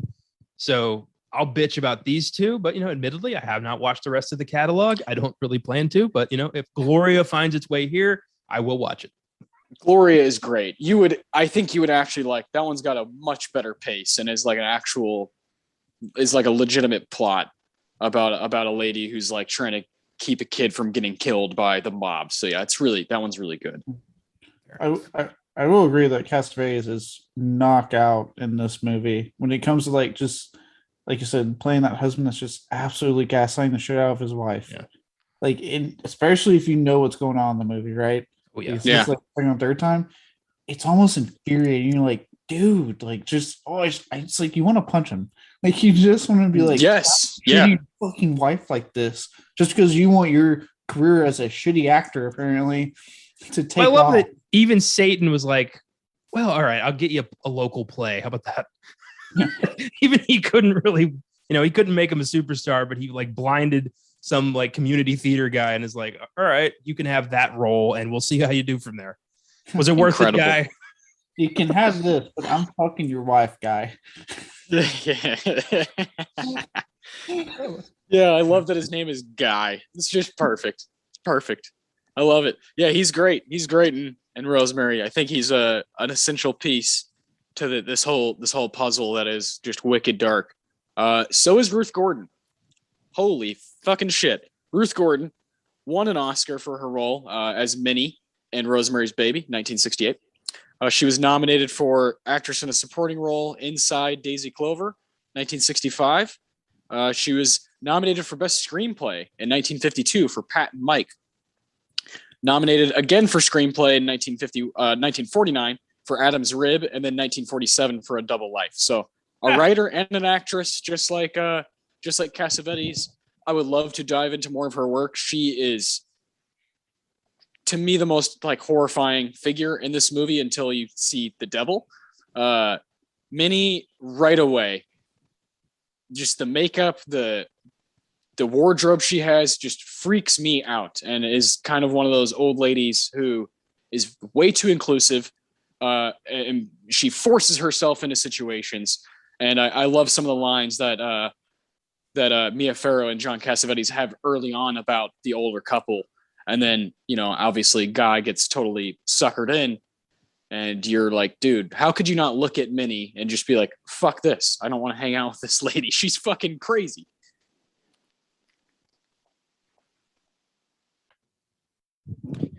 Yeah, she's the neighbor from hell. Yes. Well, nice. Pun unintended. But yeah, I hate anybody who tries to horn in on like who invites people who invite themselves to your thing are like the worst. And but I love at the beginning how Guy is like, do we need to go have dinner with them? And then immediately after the dinner, he's like, these are my greatest friends of all time. And how dare you be rude to them? You should know there's something going on there. But yeah, the whole film, she's just, taking charge of Rosemary's pregnancy, but like in a way that makes it look like it's not really her idea. She's a master manipulator, probably learned it from her husband. And the ultimate reveal I love is like, she's not really like any different. Like that's my favorite, weirdest part of this is the Satanists aren't like super evil. They're just like, hey, you want to be its mom? Like you did a good job. Yeah. we want to include you. You're great. Except for that one lady who's like, we'll kill you, milk or no milk, which was a little odd. We'll throw that lady out the window later. We'll get rid of her. I love that Roman was like, hey, you be nice. But yeah, they're so weird and mean. There, lady. So good. Yeah, it's the best thing about this movie is like how well it constructs the overall like tone of, what exactly are they up to and why? Because the whole thing of like Satan at first, it sounds silly. Like, Satan's after me, he wants my baby, and the witches in my apartment building are behind it. Like, nobody's going to buy that. Even like, the first time I watched it, I was thinking like, she really is losing her mind. Like something's gone wrong here. And even in the end, you don't see the baby. That could just be her constructing a kind of, elaborate fantasy to cope with the idea that she did lose the baby because she went a little nuts. It could be, but it's probably the baby. It's probably demon baby. Oh, it's definitely the devil. But baby. I like. But I see what you're saying. Yeah, I like thinking like this could be something else. But yeah, Ruth Gordon, her performance is quite electric because she plays every neighbor you hope you don't have. Yes, exactly. Yeah. I'm not, if it's not, this probably not surprising to anyone. I'm not exactly what one calls a people person. Yeah, join the club. We got jackets. Yeah. So like God, a character like her bugs the living fuck out of me. So I'm very much like, look, this is me, right? I get off work, I go home, fuck off. Unless you're going to text me or something, just leave me alone. I don't want to deal with you. My best friend, ladies and gentlemen. Yeah. People wonder why I'm still single sometimes, but we built an entire friendship over fuck off and leave me alone. I'm with that. I definitely. My thing is also these characters. There's no way for them, the Woodhouse couple, to even like get through a fucking movie without this fucking annoying neighbor just knocking on their door. Like, here, I have some chocolate mousse. Like, let me watch my goddamn film, okay? Get the hell out of here. Someone like that, you'd probably be getting ready to go to a movie, go see a movie. You'd be like in the midst of buying your ticket. We're going to say it's 2021 right now, not the shitty Rosemary's remake. This fancy world we're living in. Yeah. But 2021, right? You're just ordering your ticket online. She just barges in. What movie are you seeing? We'll go. We'll all go. We'll make it a big thing. It'll be fun. You're like, no. I'll be like, oh, you know what? I'll just watch on HBO Max. It's fine. Goodbye. Yeah. Goodbye. I would make a deal with the devil to avoid these people. Like, that's what my deal would be like. All right, Satan, you can have my firstborn child. Just make sure I never see these fucking people again. Yeah. I'd be my should be like saying, I don't care what you have to do to me. Just fucking get rid of these neighbors. Jesus Christ. Yeah. The worst part for me was when Minnie brings her friend to see the apartment that her old friend used to have. Like, that's something you do? What the fuck? Who thinks like that? But man, I've had people like start to invite themselves, and I'm just like, oh, I'm doing something. Usually I'm not, but I'm like, yeah, I'm doing something.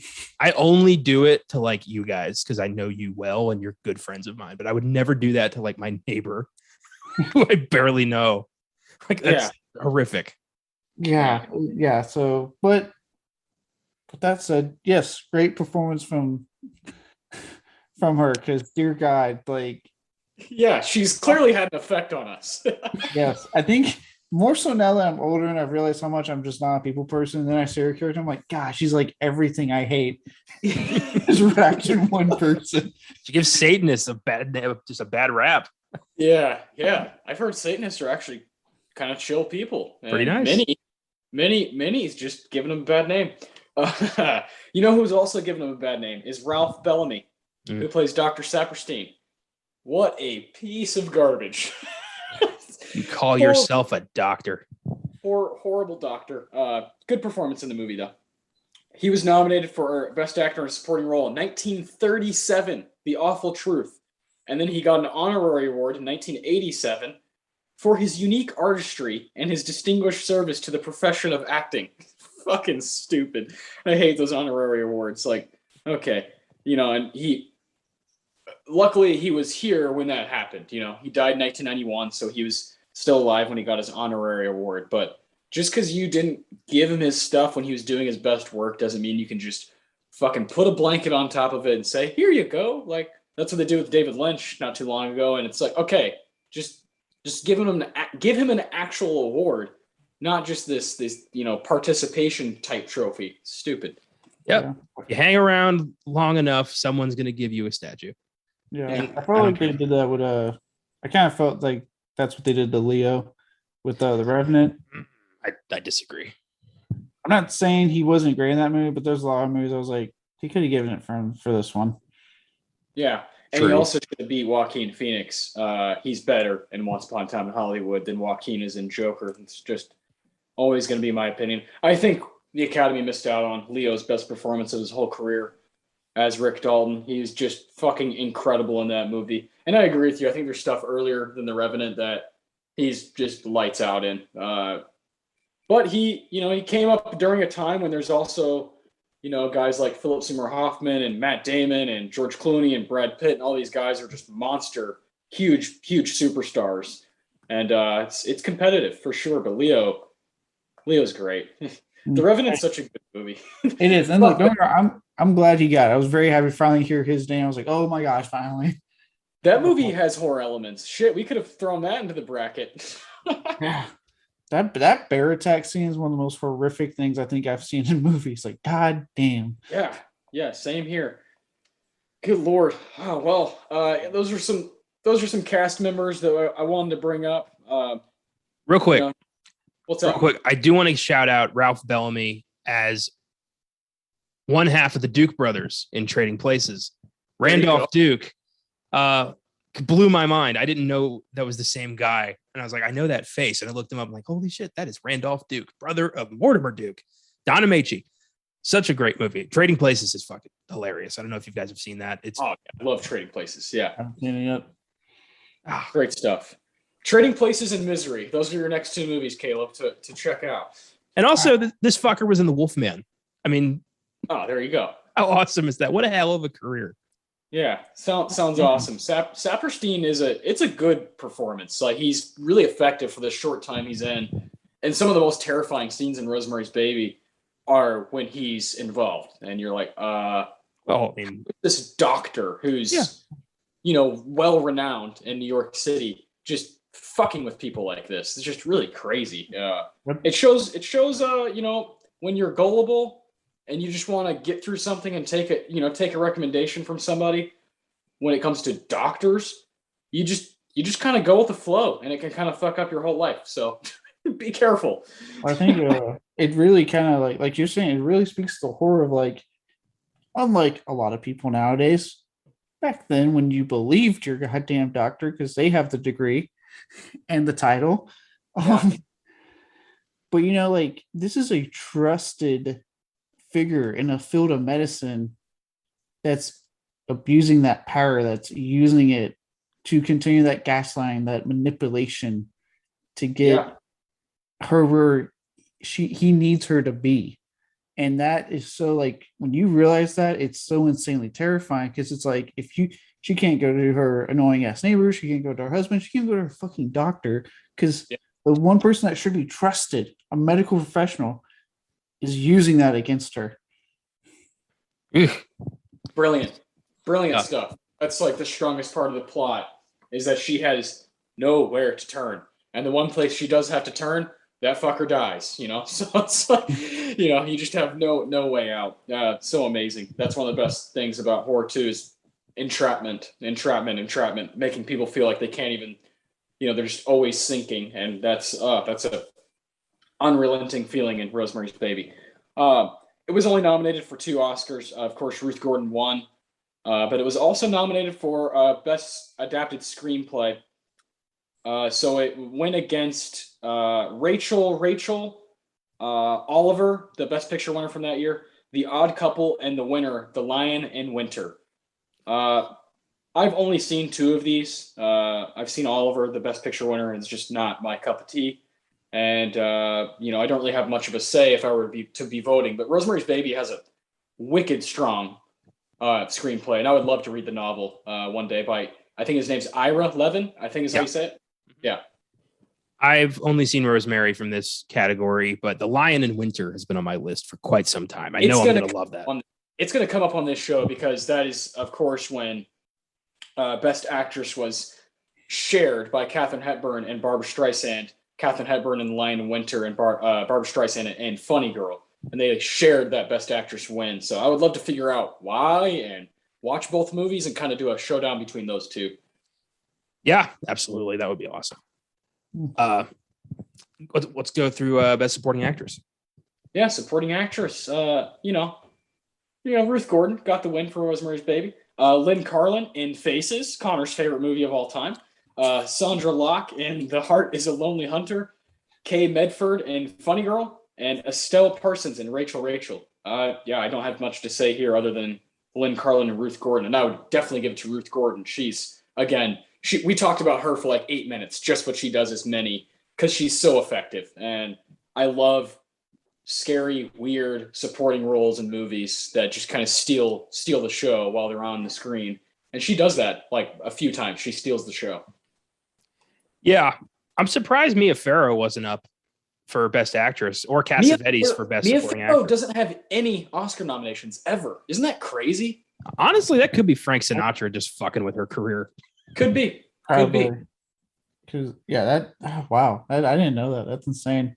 Yeah, she's such a well-known actress. Like, I think most people know who she is. Like, most movie fans know who she is, and yet she doesn't have anything to show for when it comes to the Academy. But she's great in almost everything I've seen her in. I really like her.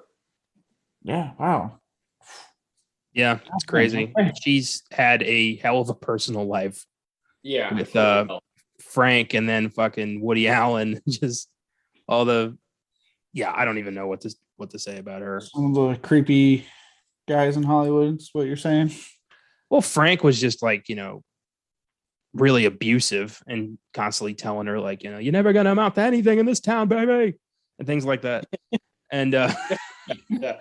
That's my Frank Sinatra impression for the night. But and then Woody Allen was just screwing his like adopted daughter and whatever the fuck. So Mia's just had a rough go of it. Yeah. Well, she's great in this. Yes, and in a lot of stuff I've seen her in. Yeah, indeed. Yeah, I agree.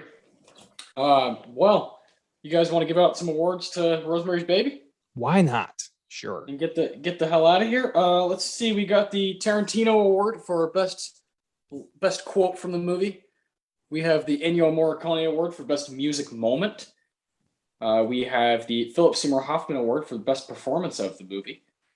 And then we have the Roger Deakins Award for the best scene. So Connor, I'll let you start us off. Then Caleb, you can go and I'll finish us off. Okay. I have two lines, one that made me laugh and one that unsettled me. Perfect. My first one is the one that made me laugh. It's when Rosemary gets her hair cut and has the unfortunate realization that she does not look great, which I disagree. I like short hair, but anyway. Yeah, me too. She just laments to herself like, I look awful, and Guy gives her the unfortunate compliment of, what are you talking about? You look great. It's that haircut that looks awful. not the pep talk you think it is, Guy. You asshole. That is something someone named Guy would say.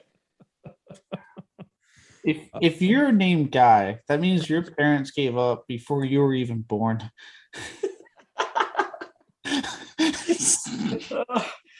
That's fantastic. I'm saying it right now. I'm just picturing the doctor handing her the baby and being like, congratulations, it's a guy. That's great.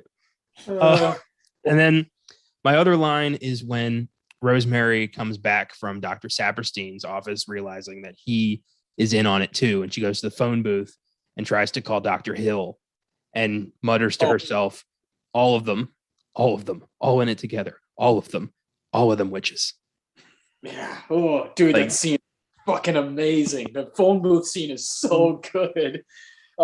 You feel that, it's a perfect setting because it's all closing in on her. The realization that she's not safe anywhere, that there's nobody to confide in. She is alone.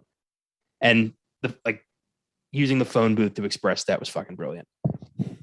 You see her kind of like, it's like a mental crack. You kind of see when she's doing that, she's cracking a little, understandably cracking a little bit. Like it's hitting her like she can't go anywhere. And it's like when she does that, all of them, and like it's her like verbalizing, fucking damn near losing it in that moment. Great. So good. Great choices. Thank you. Oh yeah. So I maxed out with 3 quotes. I know. I'm really surprised at the fact this because, like I said, started out not liking this movie, and here I am, like it's fucking great. The first line I'll get out of the way because it's like the most iconic line. I could not help myself, but it's what have you done to its eyes? Yeah.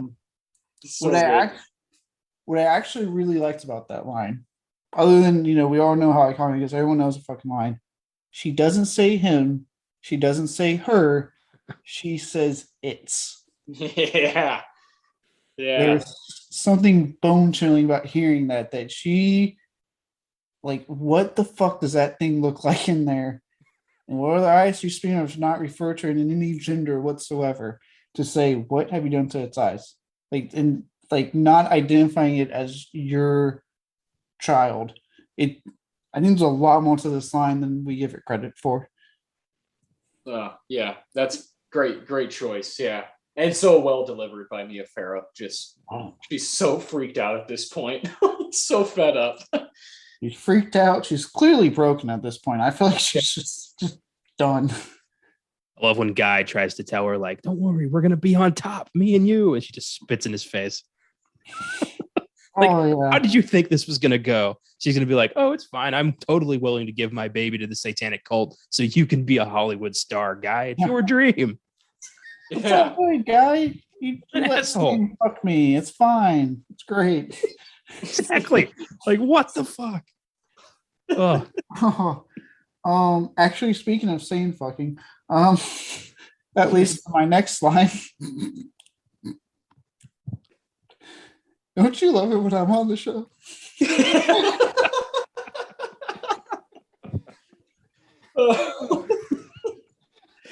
There are no lines.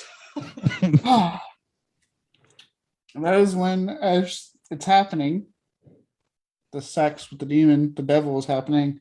Yeah. And she realizes it, and her line is, "This is no dream. This is happening."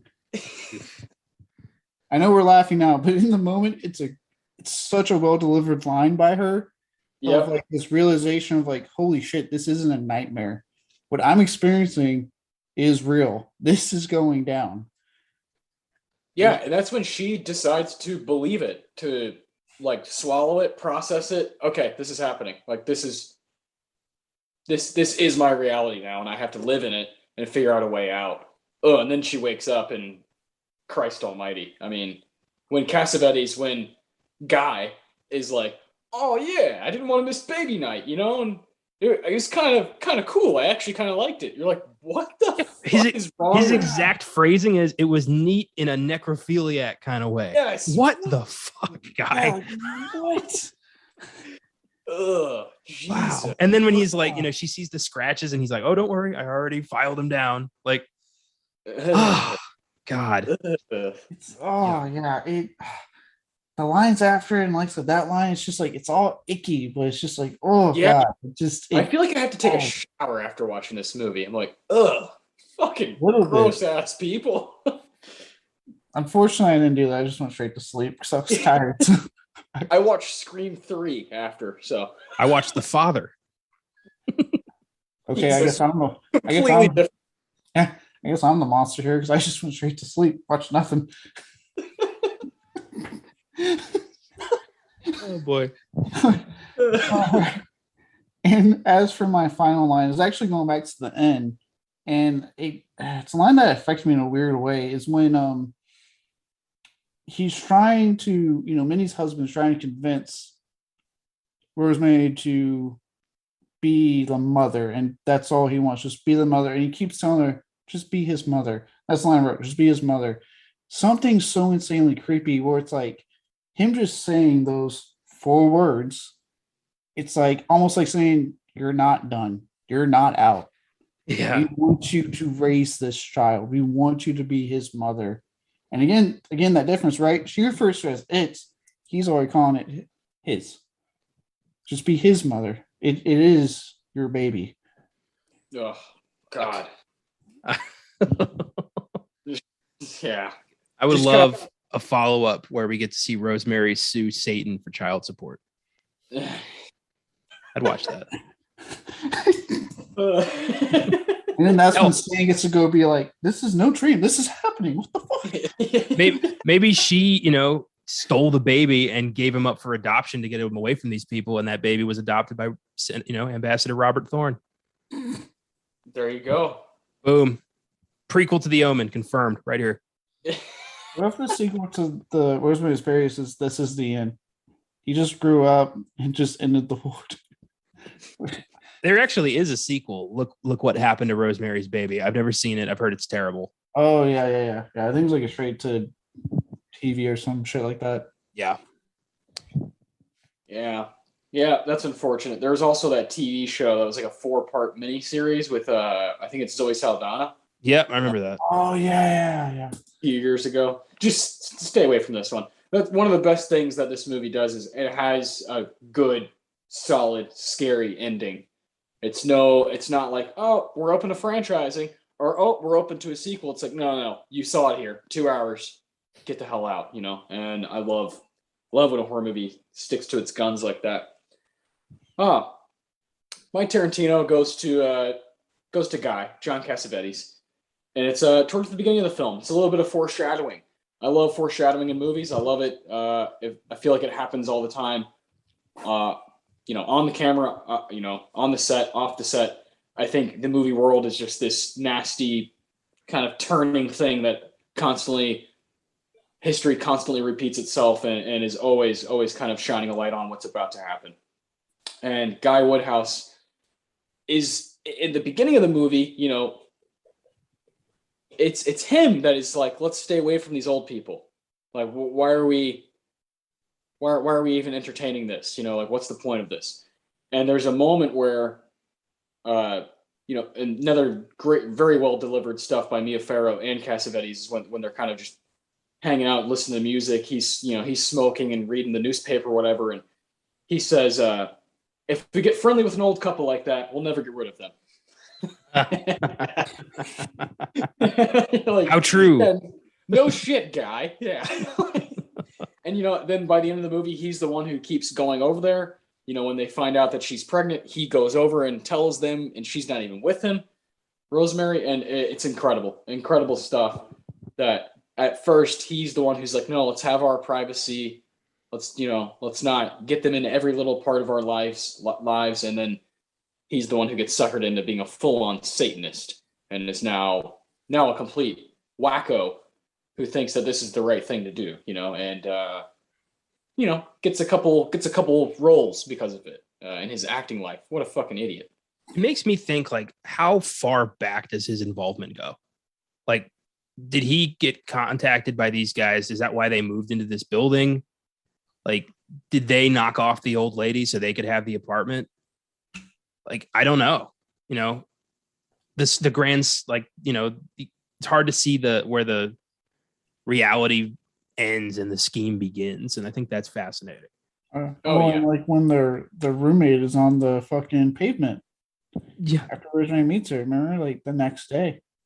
Yeah. Or next night, I should say. It's really wild. Like, when did this begin? When was this set in motion?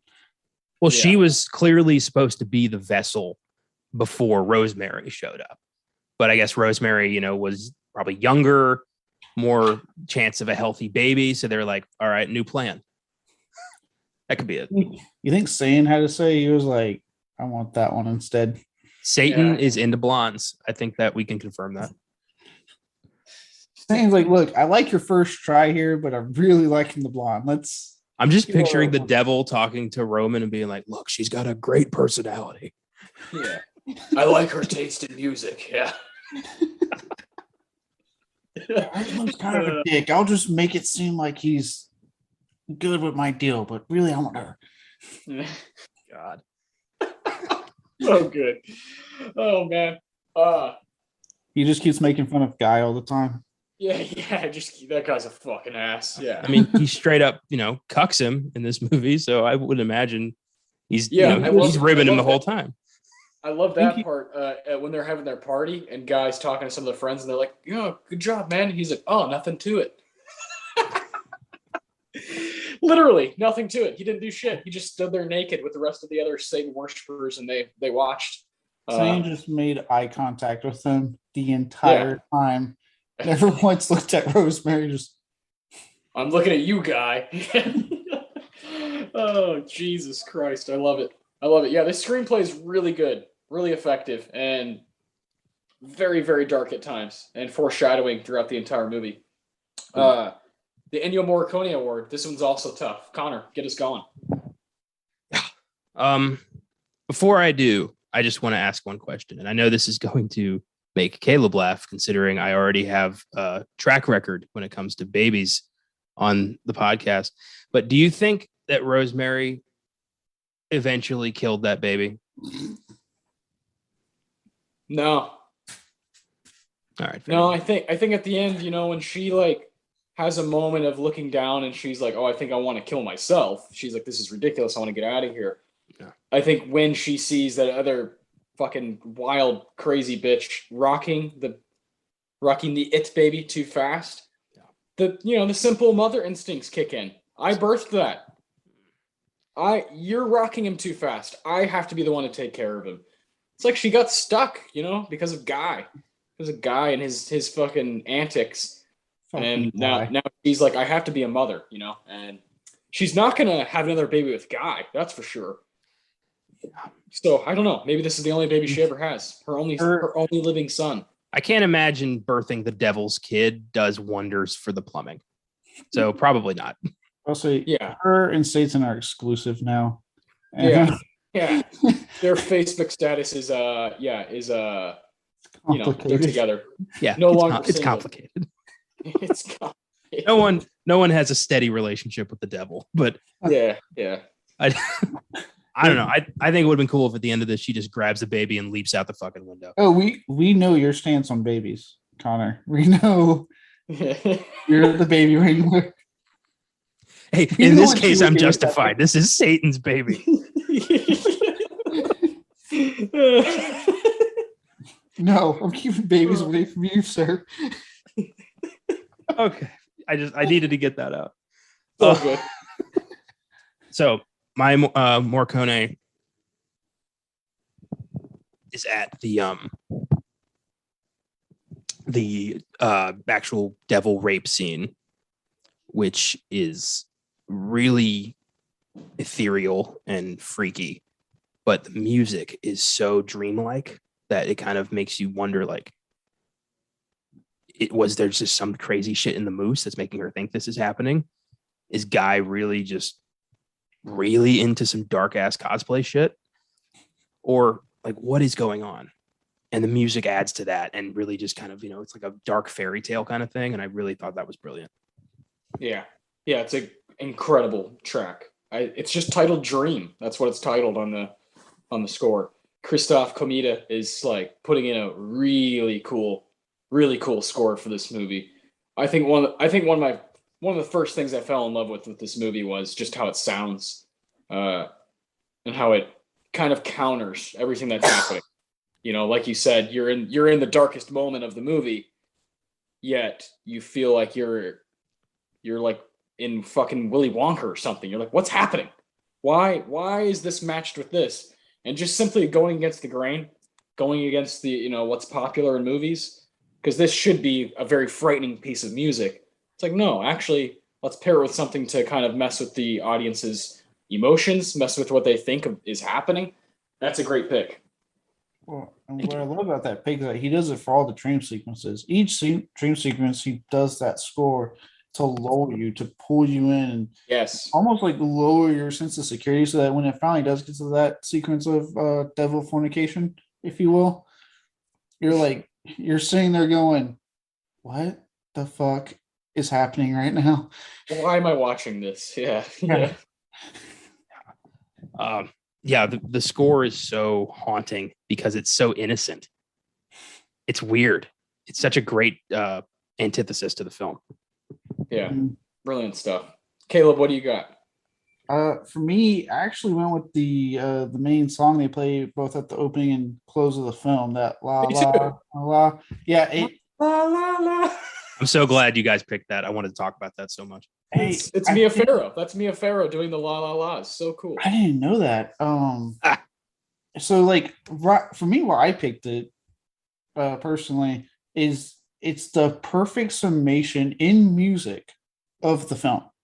It has that sweet la la to, again, give you that more like lull you into like this false sense of security. But there's a weird with the way the music, it's just a tad bit offbeat, a tad bit off key to make you go, something's wrong here. Something's not right. And it's subtle, and much like the film, it's subtle. It's not very in your face. You're just like, okay, this is like the picture perfect, Americana family, but something's not right. And that's what I really liked about that score. Yeah. Yeah, man. Yeah, me too. I fell in love with even the first time I watched this movie, and when I was kind of going into it with my own thoughts on Polanski and just kind of being angry at him and being like, okay, well, I have to watch this movie because it's a classic horror movie, but fuck him.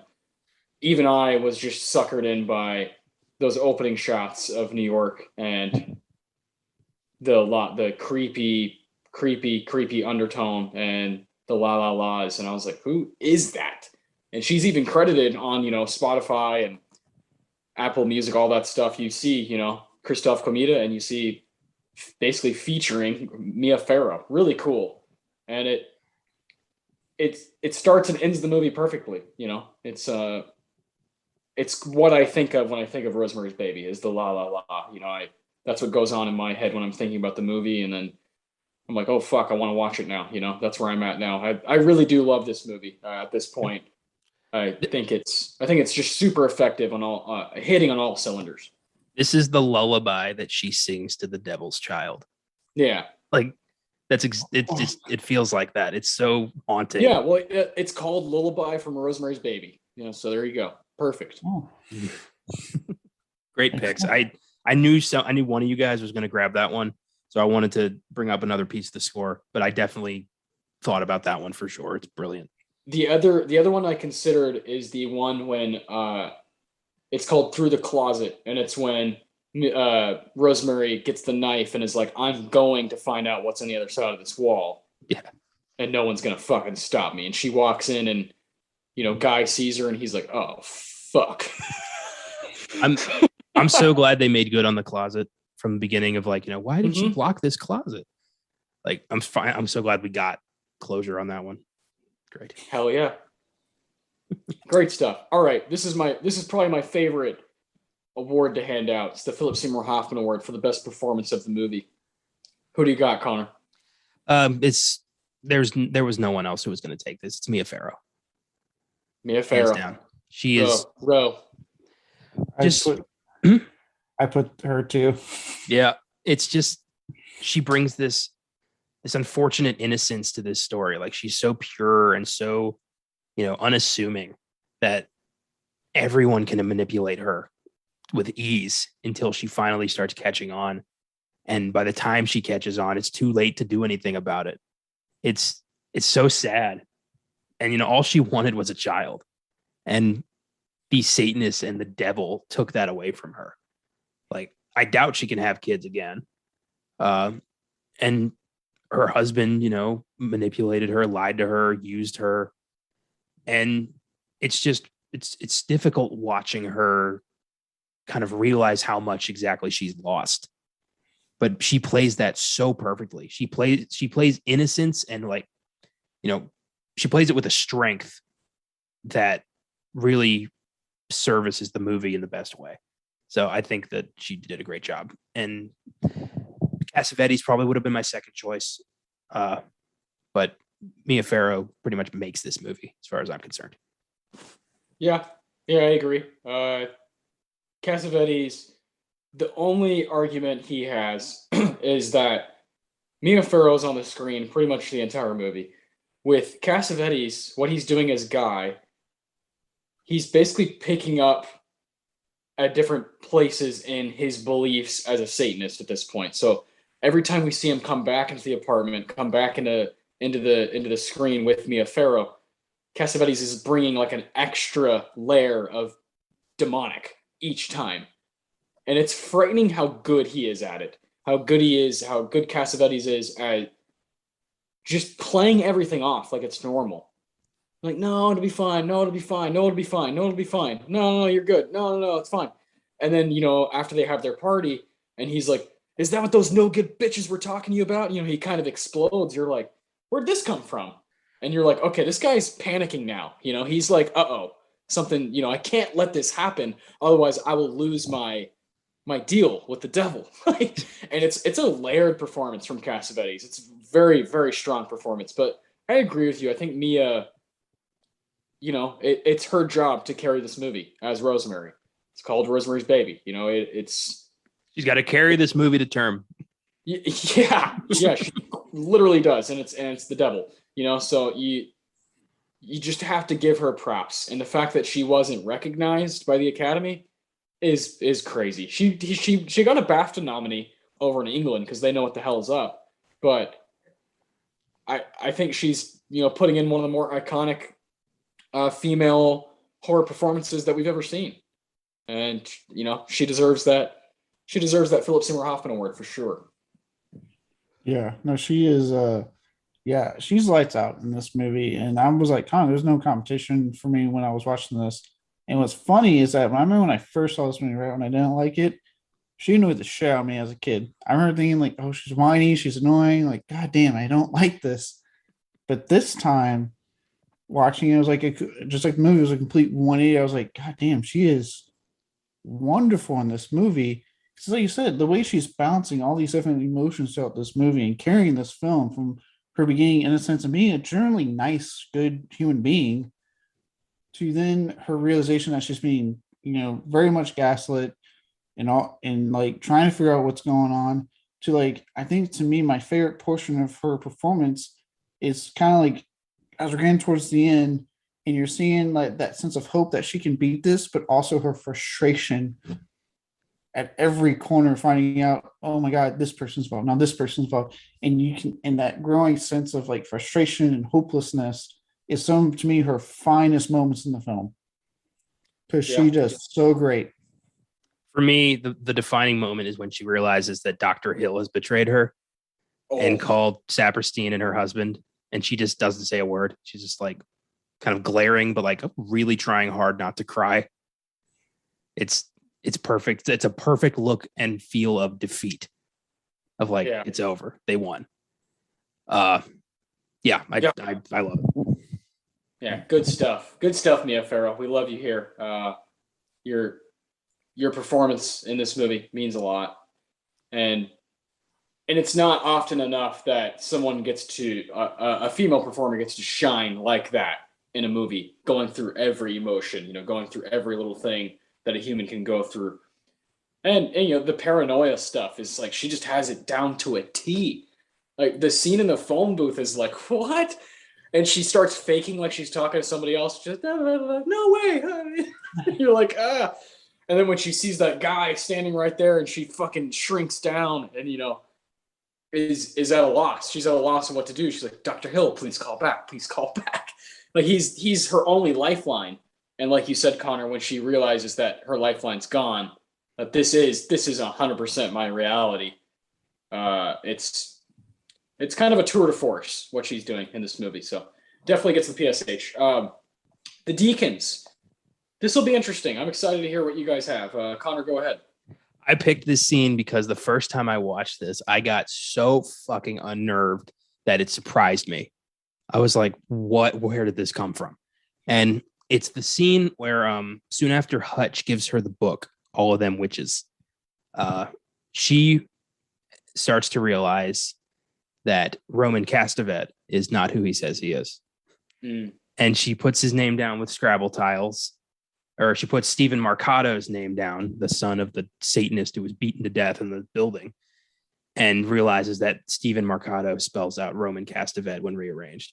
Something about that freaked me the fuck out. I don't know what it was, but it was like, it was the beginning of the unraveling of just how much these people have influenced and like forced themselves into her life for her baby and why.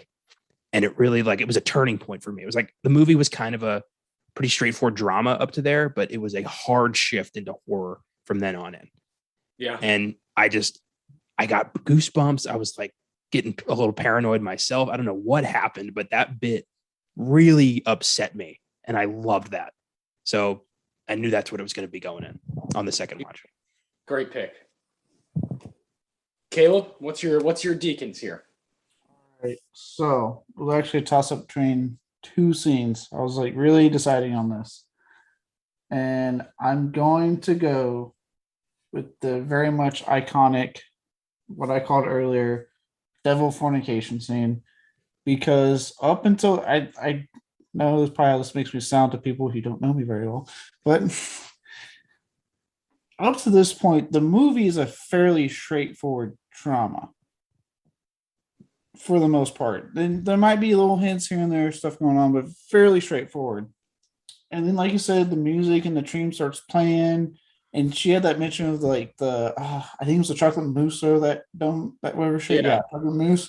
Right for like, it tastes a little chalky, like so you're like something shouldn't taste like that, right? And then you have this dream sequence, and you're like, what the fuck's going on? And the next thing you know, it looks like the devil's coming onto screen and is having sex with her, and was surprisingly for like the 60s pretty graphic. Like like, especially watching it like now, I was like, I'm actually really surprised I got away with this thing. Like, holy fuck. And it's just like like I said with the line dialogue, like this is real, this is happening. The movie, like you said, like whereas like we're kind of saying his scene is the unraveling begins. This is when the film flips into fucking horror and just goes, all right, this is the film you're watching, and it just makes that shift right there on a dime. Yeah.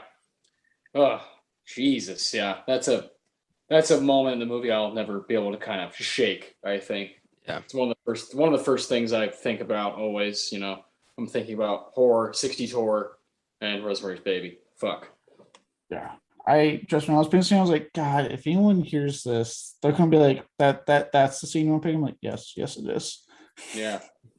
No, I don't see anything wrong with that. I think your explanation is pretty much right. I think anyone who's gonna try to, I think it's a defense mechanism people have with horror movies to not just admit that the most fucked up thing is the most fucked up and the best part of the movie. That's why we watch the genre, is to be floored by stuff. And so I'm with you. It's one of the best parts of the movie, one of the most effective parts anyway. Absolutely. Oh man. God, Rosemary's Baby is really good, isn't it? What do you guys give it? A 9? An 8? I'm going to give it an 8. And this is, I would say, if when I first saw it, I probably would have actually given this movie like a 4. When I first saw it, like that's how much I did not like this movie. Damn. But now, like I'm giving it an 8, a solid 8. Okay. Yeah, Connor, it's a solid 8 for me as well. Okay. It's creepy, it's memorable, and I think it's brilliant. And yeah, a couple more viewings might push this up. Interesting. I've had it as a 10 for a long time now. 5 stars on Letterboxd. I think I don't see anything like to complain about with Rosemary's Baby. I think it's just pretty much perfect. I love it so much. My favorite scene.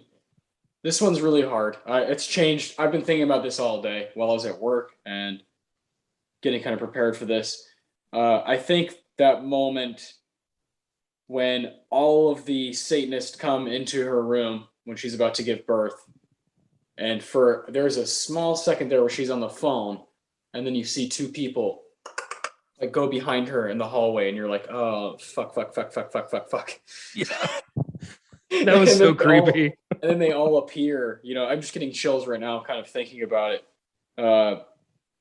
That's subtlety in horror. It's one of my favorite things. I love attack on the senses, but I love when you can subtly just fuck with me and give me things to look at, all over the screen, not just Mia Farrow, but what's going on behind her, what's happening at this apartment. And that particular scene, when you know the whole time this is coming, they're going to steal this baby from her. I would say that moment in the movie, and when she decides to stop taking the medication and starts putting it in those little cracks next to her bed, she starts putting the pills, she starts kind of lining them up, and she becomes less groggy. And she's like, no, I'm fucking on top of this now, you bastards. Like, y'all been drugging me long enough. I'm going to take control of my situation. I love that whole run of the movie. It totally captures my mind. But Connor, like you, the Scrabble scene is like so fucking original and so out of left field. I fucking love it. And the devil fornication scene is like nothing you will ever see. And it's done too well. I don't really get it. This is one of those Polanski scenes where I'm like, oh fuck. Like, why is this? why is this so good? Like, why is this scene so captivating and so goddamn real and so authentic? You know, and you know, the fucker's name is Roman. You know, Roman Castevet. Like, damn it.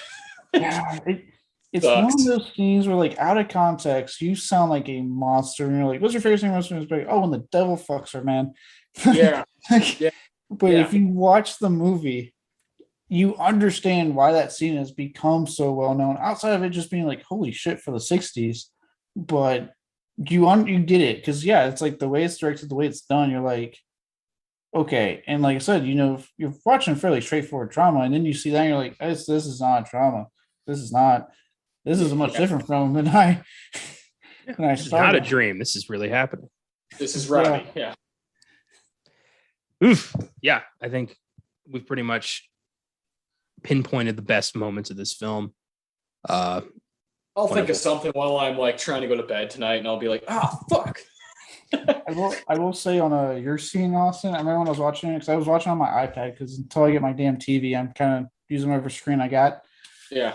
I remember when I saw that, and I was like, did I just miss something? And I had to rewind. Yeah, me too. Did I miss something? I rewound. I was like, holy shit! I never realized the two creepy fuckers were running behind her in the background. Yeah. I don't remember that the first time I watched it. That creeped me out big time because, I've talked about in the past, the one of the big moments that freaked me out as a child was Signs, when the alien walks across in the background. Yes. So this kind of had a moment of like, things walking in the background that you're not supposed to be there. So I'm still standing by for therapy on the Signs episodes, just so you know. It'll happen. Oh, great. This was a great pick for Halloween. I think it's funny that this is the show that came down on Halloween this year, which is cool. Yeah. Not our horror show, but the Oscar show. But well done. Yeah. Horror's always going to be represented across the board at anything that FILMGAZM does. You just can't hide it. Can't hide the passion, the love behind.